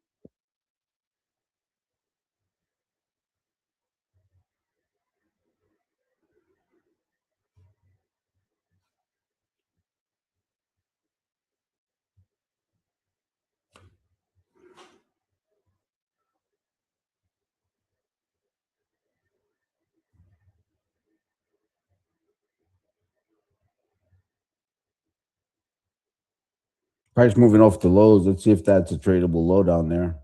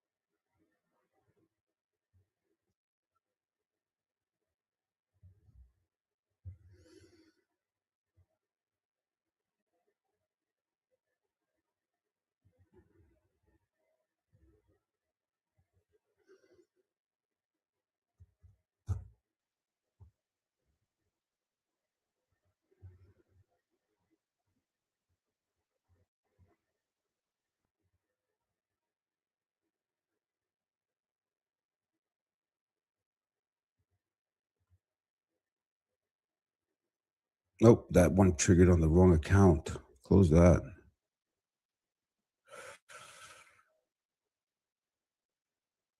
Let me just let it work.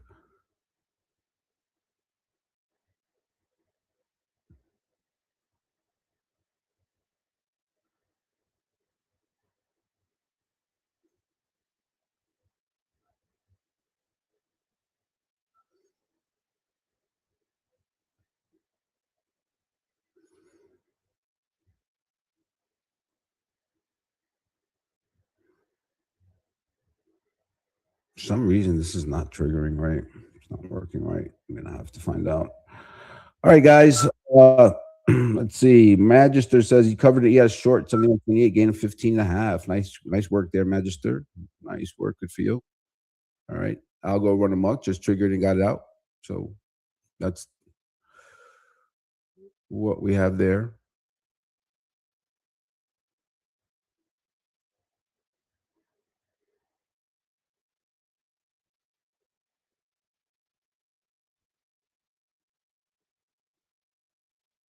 I wonder why this is not working right.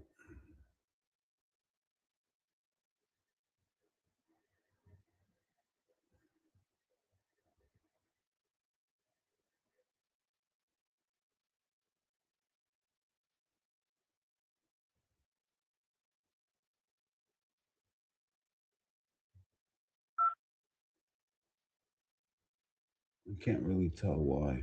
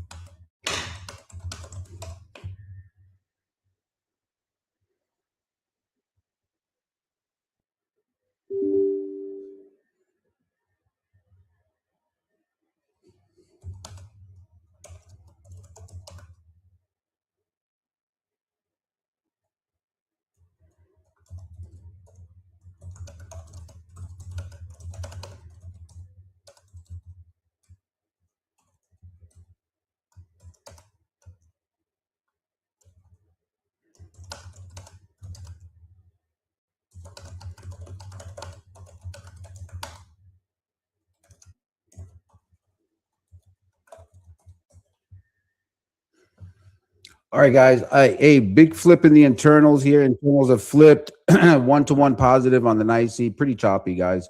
1-to-1 positive on the Nasdaq. I think it's smart to play play these trading ranges. Hopefully we get that move down to 71.15, 71.17 for a point and click buy for me on my setup stuff. Um,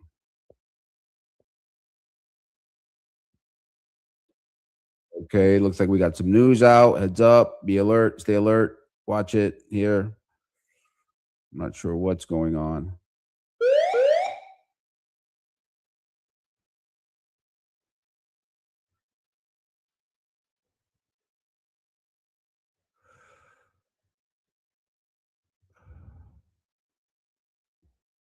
Trying to read the feed here.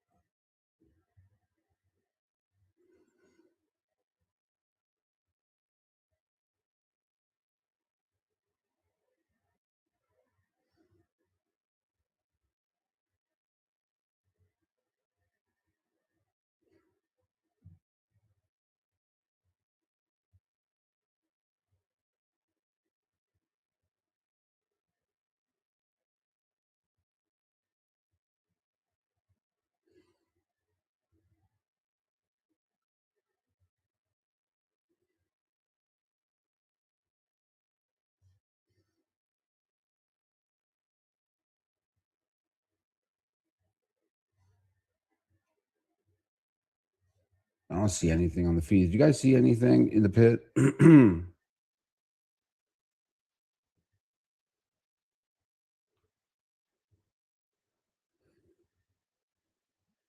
Scanning here.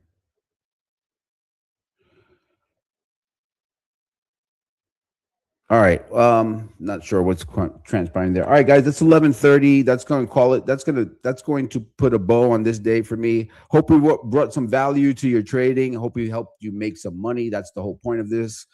Uh, as we continue to develop the show, we have tons of value. Please continue to check on in. For everyone in the pit, that's where the after party happens, guys. So I'll be in there today. Everyone on YouTube, have a nice day. Thank you for tuning in, and we will see you tomorrow. Same time, same channel.